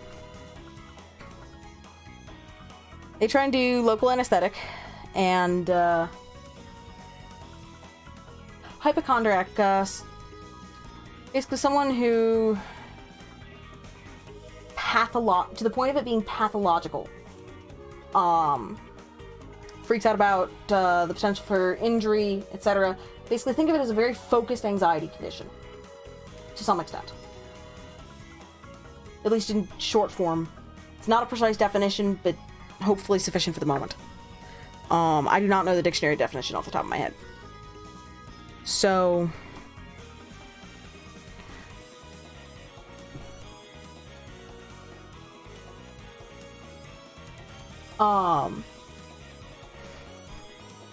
So they come over to do the local anesthetic and make it so that things go numb, so that they can actually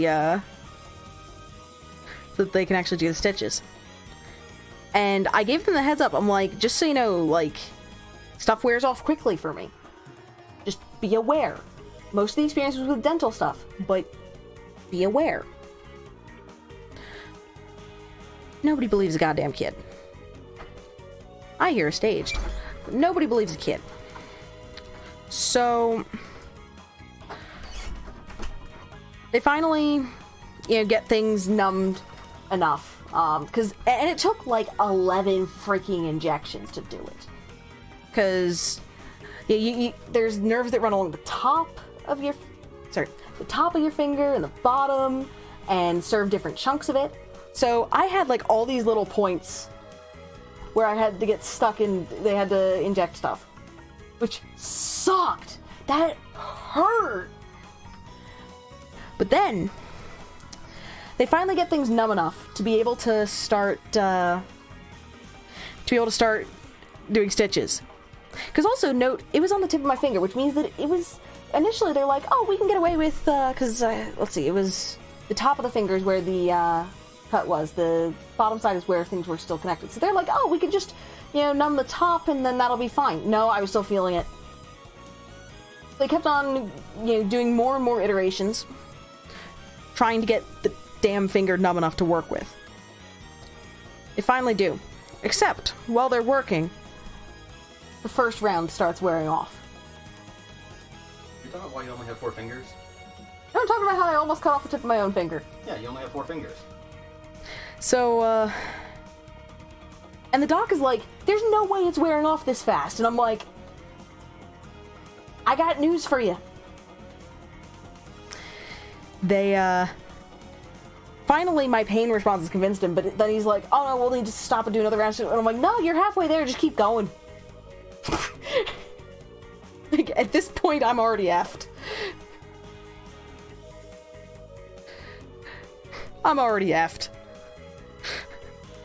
So, as my finger was still regaining feeling, actively regaining feeling, they kept having to do the stitches. That sucked. It also sucked because, my mom basically having, yeah, the big, you know, told you so moment was, she took out her phone and she started recording, talking to me. And, she's like, so where are we? I'm like, the ER. And why are we here? Because I didn't listen, and I stayed up late working on a project because I wanted to go to the mall with friends tomorrow, and you said I had to have it done before I could go to the mall with friends tomorrow. And I didn't listen, I didn't go to bed, and I ended up, you know, getting sliced by the knife. She's like, so what did we learn? I'm sitting here and I'm like, really? And yes, I know, listen to my mother. And, but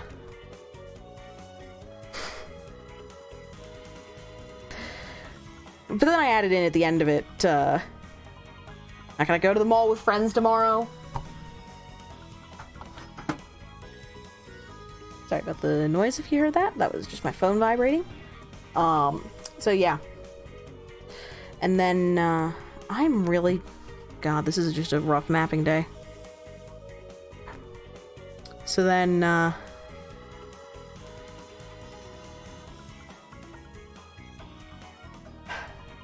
I got tacked on as an afterthought. Yeah, hard on the heels of my last thing. Can I go to the mall tomorrow? My mom had that recording for years, and I think she finally lost it. It went through, like, she moved that freaking sound file from, like, between, like, 3 different phones. I'm not even joking. And I'm not exaggerating, either. Because it was... Yeah, it moved... It changed devices twice before she lost it. So, that was still getting played back at me, occasionally. Even when I was in college. And she'd still be sharing that with people. It was... When I say that with my family, like, nothing ever dies, I really do mean it. So...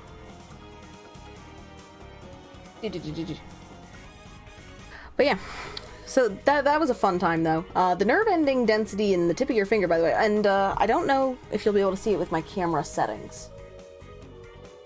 Because my nail was short enough at the time that that cut, when it came in, basically shaved off the end of the nail and then dug in there. And I still have scar. I don't know if it's visible. But, I also still have reduced feeling in that fingertip.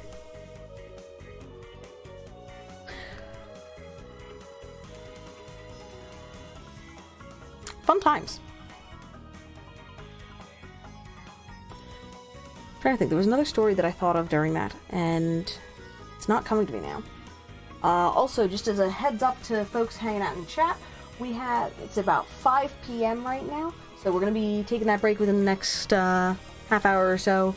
I get to nom, get to poke the dingus, and do the handy-dandy review things before we get started with today's exploration session. I should actually have my wits about me a little more for that than I do here.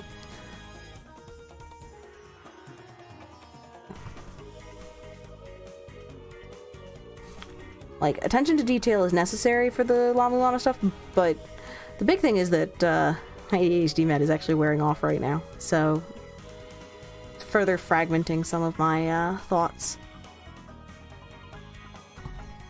So, Draw just learned something fun. Bus system is getting reformed at your school. Your bus is now first wave and leaving earlier than last year, giving you 10 minutes to go down some stairs, walk around the edge of a football stadium, cut through the school, and get on the bus.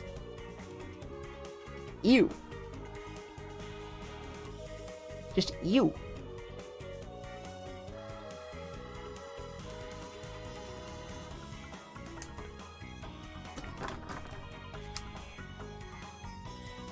Yeah, this area is hard to keep track of where the room boundaries are. I might have to go back and make the room boundaries distinct somehow. Because, like, up here, I can't tell where the room boundaries are.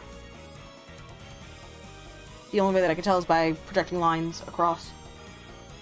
That's icky. We might have to break convention for this area. I might have to use a pen to... Not the thin marker that I use for the boundaries of rooms, but using something that is a narrower pen. Like basically this. Words. Words! Luckily it's only a B-day problem, as you have last class of the day, main school near the buses on A-day. Maybe make the corners more visible? That's part of what I'm thinking of doing with it. Mode. Actually, I think I might know what we'll do. Let me give you a quick example of it. So, we'll use this side to do a quick example. So, nah. If we think of...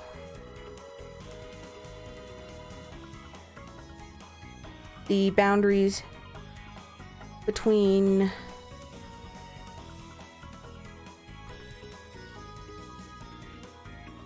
area between rooms. If I say this is a zone and these are all exterior areas, so we get the hard boundary on all of them.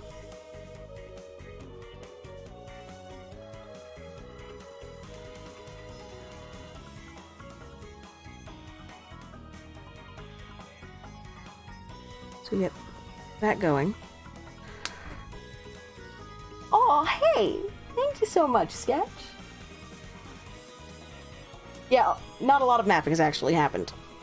To be fair, with the quality that I'm mapping at, that might be a good thing. It means that I have to redo less later. So normally... We're also actually figuring out something cartographical now. So, this is how we would normally have rooms and stuff noted. So say this entire block was the same room name. So we would have each of these cells within the room. Aw, not watching yourself for spoiler's sake. Mapping is always fun and interesting. So you hope that I'm having a good stream. Aw, thank you. And no, I got you. Maps are spoilery in this. Really spoilery. You should mostly be safe on this one though. At least at the moment. I don't think... Yeah, there's a little bit that's spoilery here, but not much. In terms of an area to be working with, the chunk that we're doing here... Actually, we're talking about a cartographical concept at the moment. But... So... The other case that we have to consider for this is... So there's two room cases that this has to account for.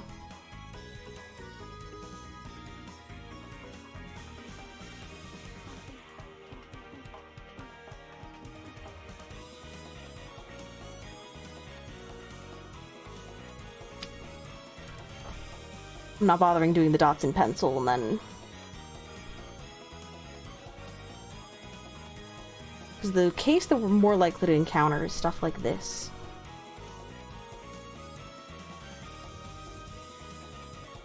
We already know that we're going to encounter this sort of structure in multiple rooms later mapping.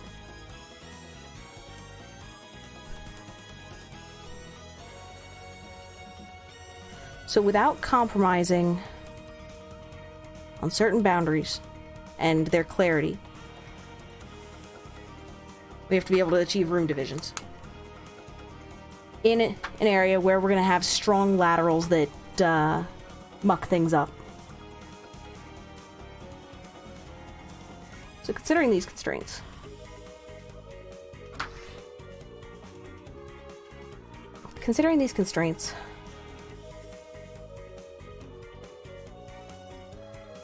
so if we're talking about something like this, then a dot there is actually somewhat sufficient.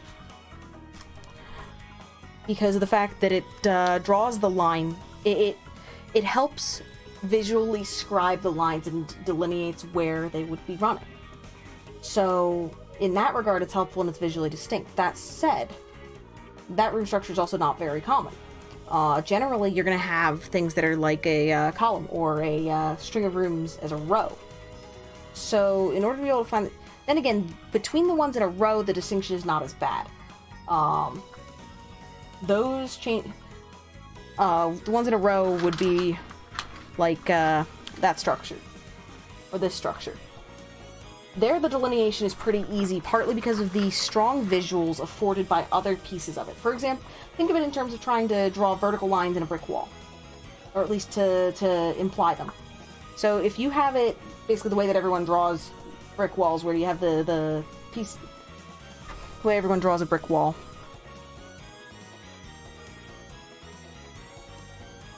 Just loosely here. This is all gonna go bye-bye later. So you have a brick, you have the division between the bricks, division between the bricks. You have a strong vertical being scribed there. It's easier to see it partly because you're having to follow that across a shorter distance. Doing the same thing laterally, though, is much more painful. So, if we're playing around with this idea, then we need to be able to imply across 8 things where the boundary is in a way that does not disrupt the flow of the map or make other things problematic, and in a way that looks neat. So the dot works for block rooms, but that's not actually something that we encounter really in Llama.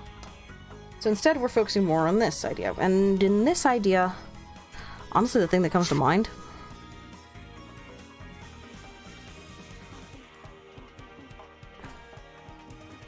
is doing something to this effect.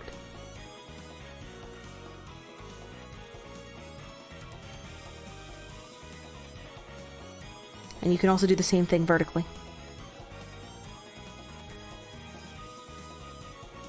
So plus signs at vertices.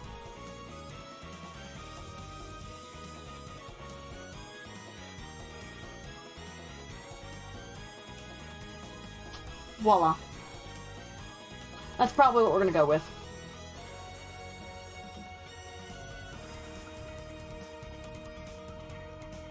Yeah, I think that's gonna be the best way to do it. So on the plus side, we now have a plan. The other thing is, worst case scenario, if I find that it is really intolerable, this is being tested on a chunk that can be readily replaced.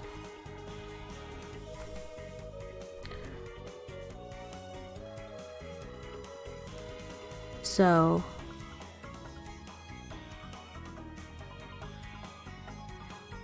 we're gonna check. If nothing else, this will come of this stream. Nah, it's just a little cutting.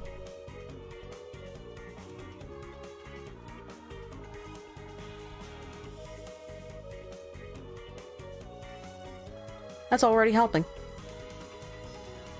Cool. I know that we just went on a huge tangent associated with it. But this, I think, was necessary. And I will probably actually go back and retroactively add in the same thing in roots.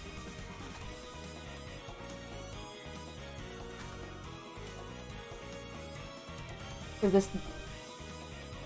pretty nice. And it means that regardless of what is at a vertex, we'll have them. Which also means that we get to do that.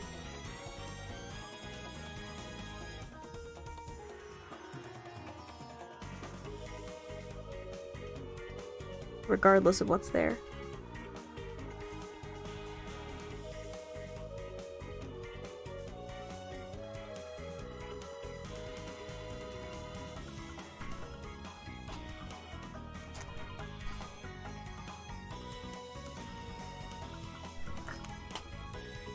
So without interrupting the flow of visually looking at the transitions between rooms, we can basically visually nudge the delineations between stuff and make it easier to describe the line visually across. Woo! Now we're thinking with portals.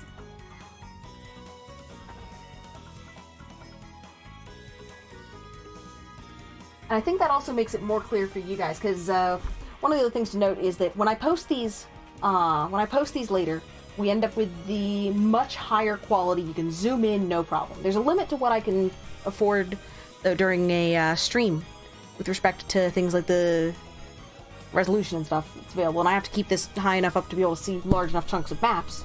So even if we're working on a limited area like this, we still run into, yeah.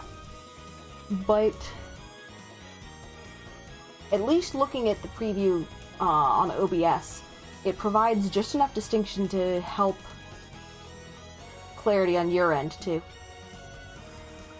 Which is one of the things that I've been musing over and trying to figure out. So, I think we have a solution.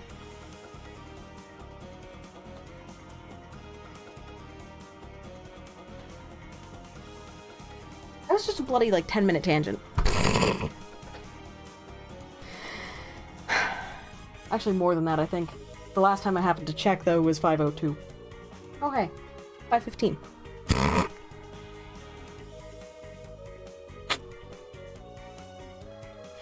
We're gonna get this room wrapped up at least, but then, I don't know if we'll have time for another. Cartographical logic is always really an interesting thing to try to parse out, though, and it's something that I never gave enough credit to until I started making maps of something. Trying to provide information in a visual-oriented format that is clearly delineated, labeled, and useful for considering things like position within an environment that you may not be directly looking at. And also, to some extent, distilling things down into the key representation of the factors that define it in that environment. I think I just rambled there a bunch. That might have been word salad. Sounds like dinner. But the principle, though, is you're trying to clearly convey information.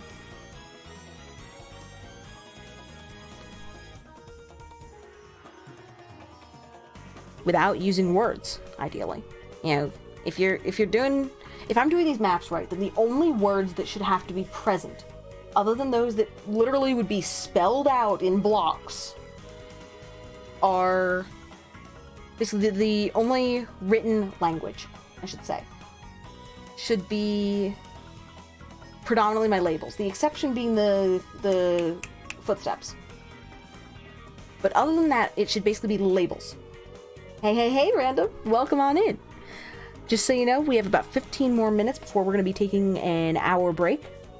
So just be aware. But no, welcome on in. Do you have anything planned for this weekend?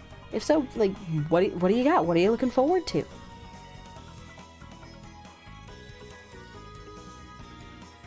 Okay. All the spacing still feels really wrong. I'm gonna have to go over this again, because it feels really wrong.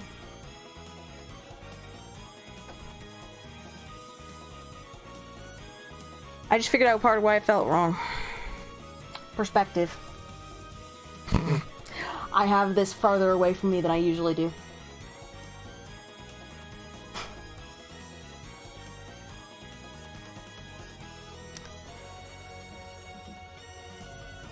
I reframed things and did myself dirt. You might go watch a movie on Sunday, but that's about it. What movie are you thinking of? I think my pop culture awareness is beyond abysmal. I'm not even certain off the top of my head what's out currently. I need to check this chat or tablet or brain. Flashing lines of searing. Okay, so that's 16.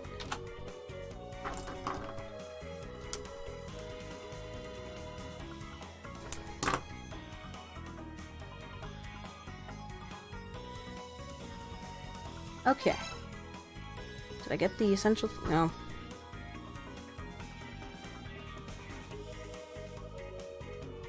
My hand's also just not steady today. For drawing. Feels weird.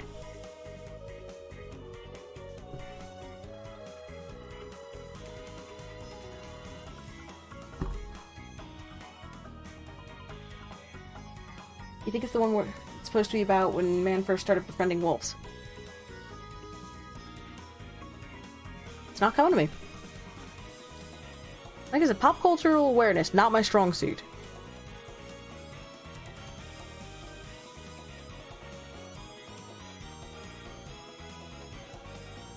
Okay.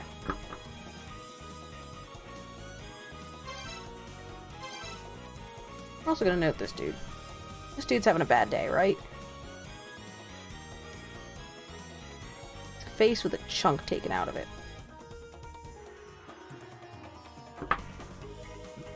And... which room am I doing to wrap things up?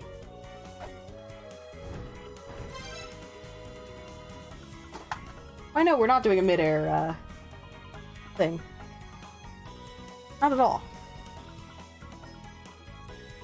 Ah. Nah. We're gonna at least pencil this boundary in, because even though, strictly speaking, I don't know what sort of boundary is supposed to be there, I need a guideline when I'm doing, the mapping. Domestication of dogs is prehistory, though, isn't it? I think so, yeah.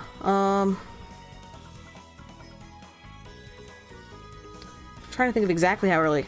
I used to know, but the number is not coming to me for approximately when domestication of dogs occurred.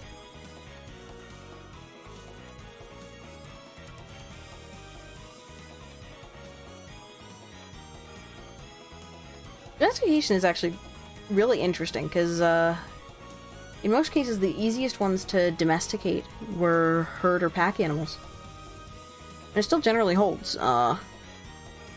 You know, for all that cats are strictly speaking domesticated, a lot of people would quibble about to what degree.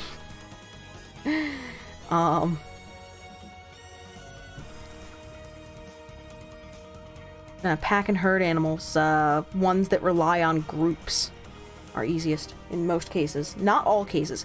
For example, so consider the horse versus the zebra. All attempts to domesticate zebra have failed pretty profoundly. For an assortment of factors. Meanwhile, horses have been domesticated for damn near eons. So, but if you take a look at most of the animals that were domesticated, so it's not to say that being a herd or pack animal is a strict prerequisite for domestication, nor does that factor being present override other factors in terms of determining whether, basically how readily a critter can be domesticated. But it is a common trait. You know, the behavior of things like sheep and stuff being herd animals for the sake of defense, and partly just for, honestly, probability purposes. More eyes, more ears, and, well, you have more friends around you to get hit by the predator instead. But, things like dogs, horses, pigs are a little different. They don't necessarily have herds, in certain varieties, but they at least have, groupings. Basically, you get horses, cattle, a whole bunch of stuff like that.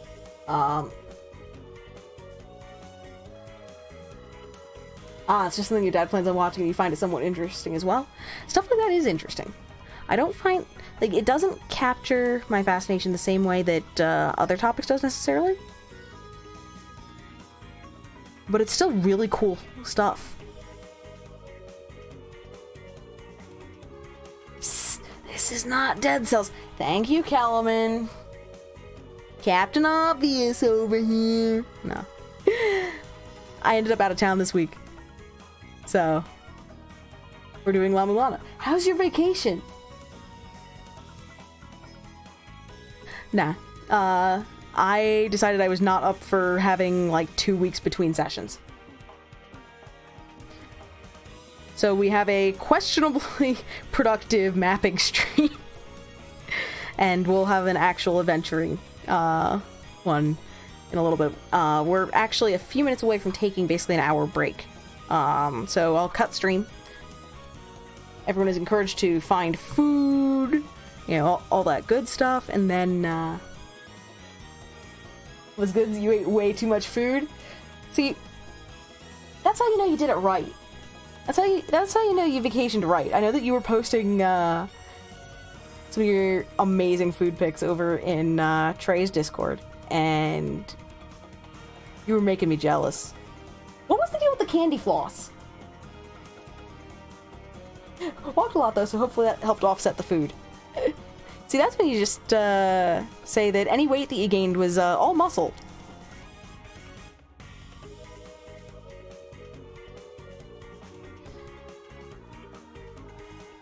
Nah.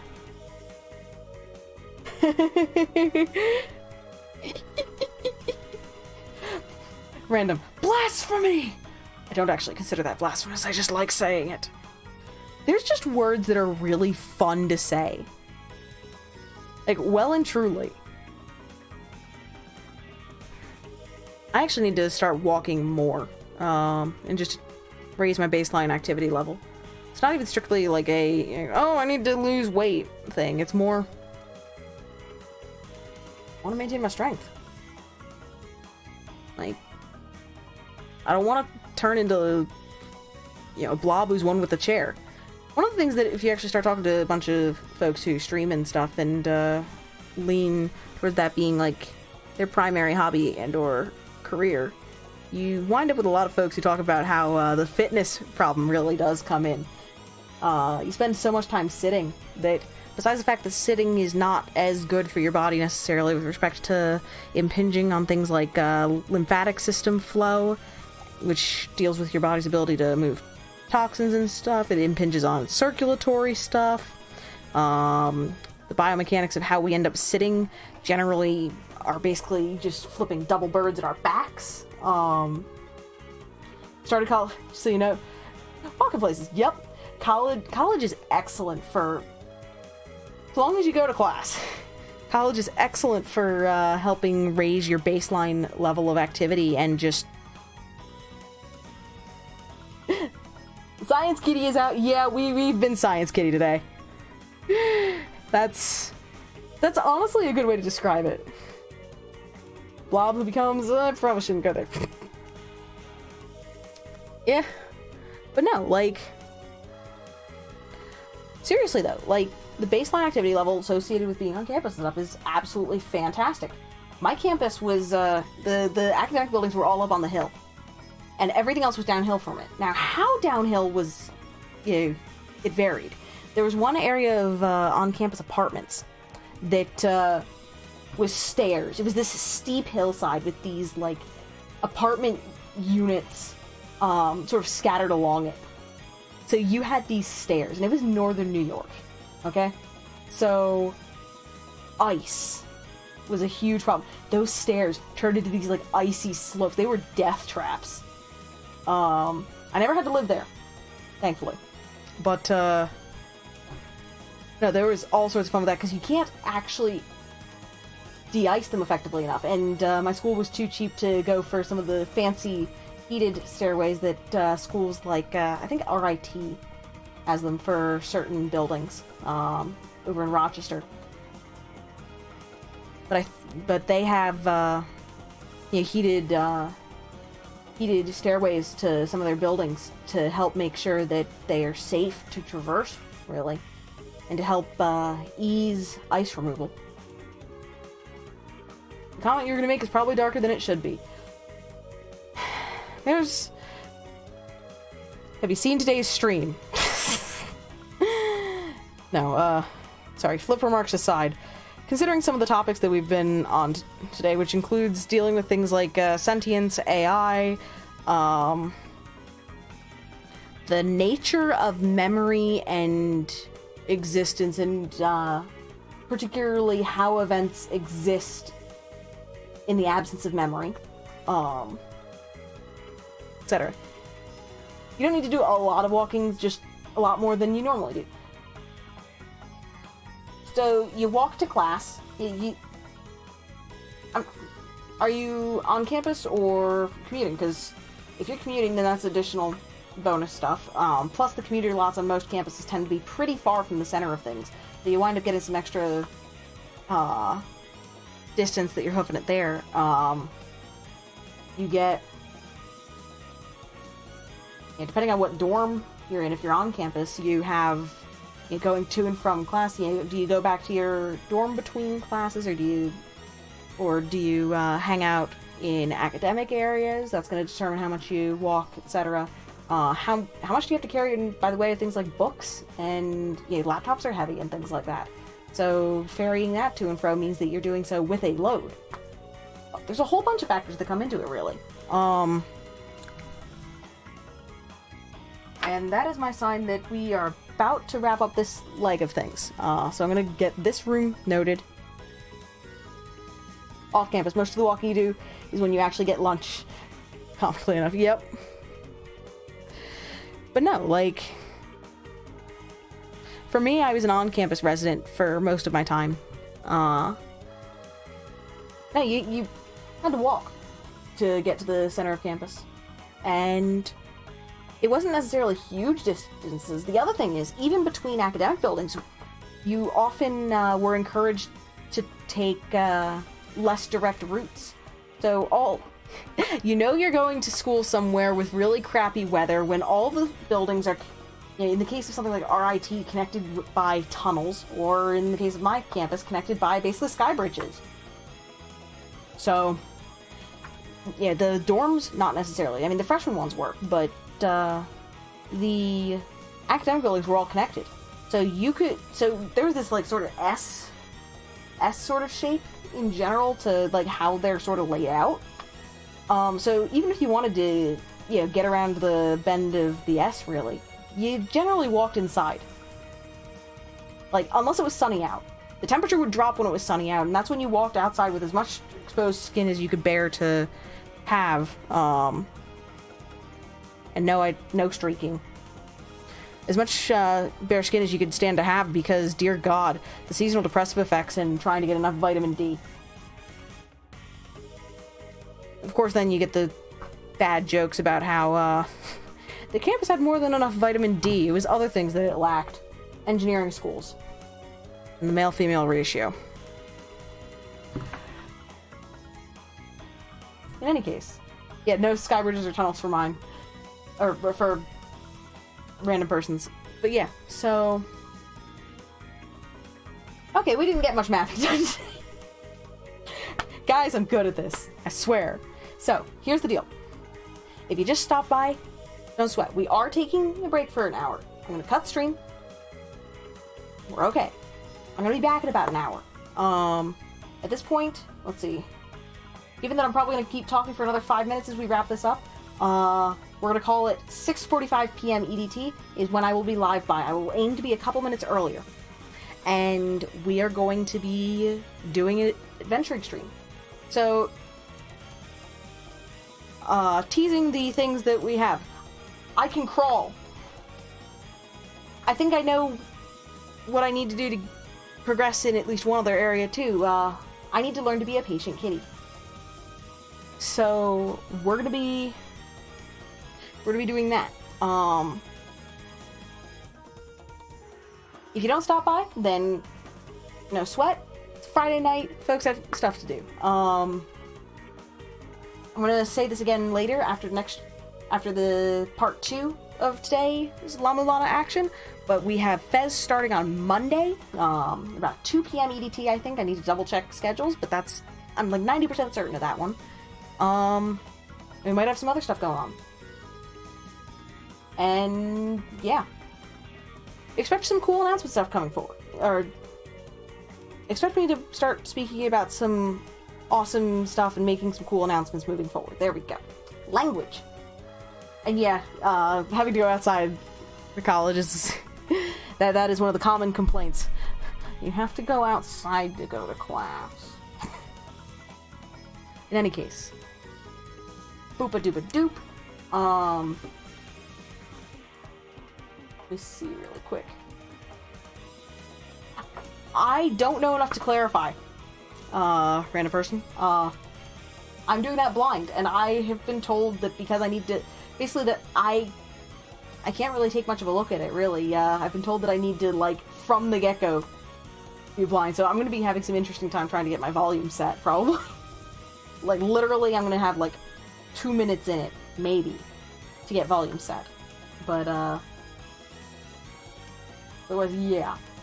So...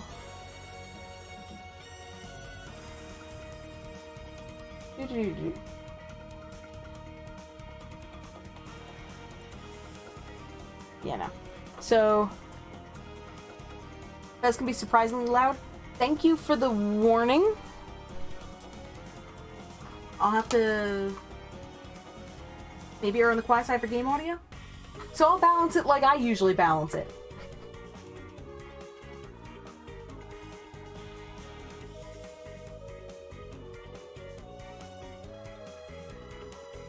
So, I'm being told there's going to be a lot of writing down, but I'm a smart cookie and I'll probably get further than Kelvin. Oh. Well, we're going to have to see. Who the hell knows? I don't know yet, but we're going to be doing that. And that is courtesy of... Oh, or never mind. They want to lurk. Don't mind me. Dingus. So, yeah, I have written down those notes regarding the game audio for Fez, so that I have those, for later. I think the description is surprisingly loud. So, I'm gonna keep, let's see. As for the folks who are hanging out for maps, updates to my note file and, map album should be expected on, I think I listed Monday. I think I said be ready by Monday. I'm hoping for Sunday, but should be posting another round of updates by Monday. So, in any case, I need to shut up, I need to eat, and I will see you guys back in about an hour, okay? We're gonna...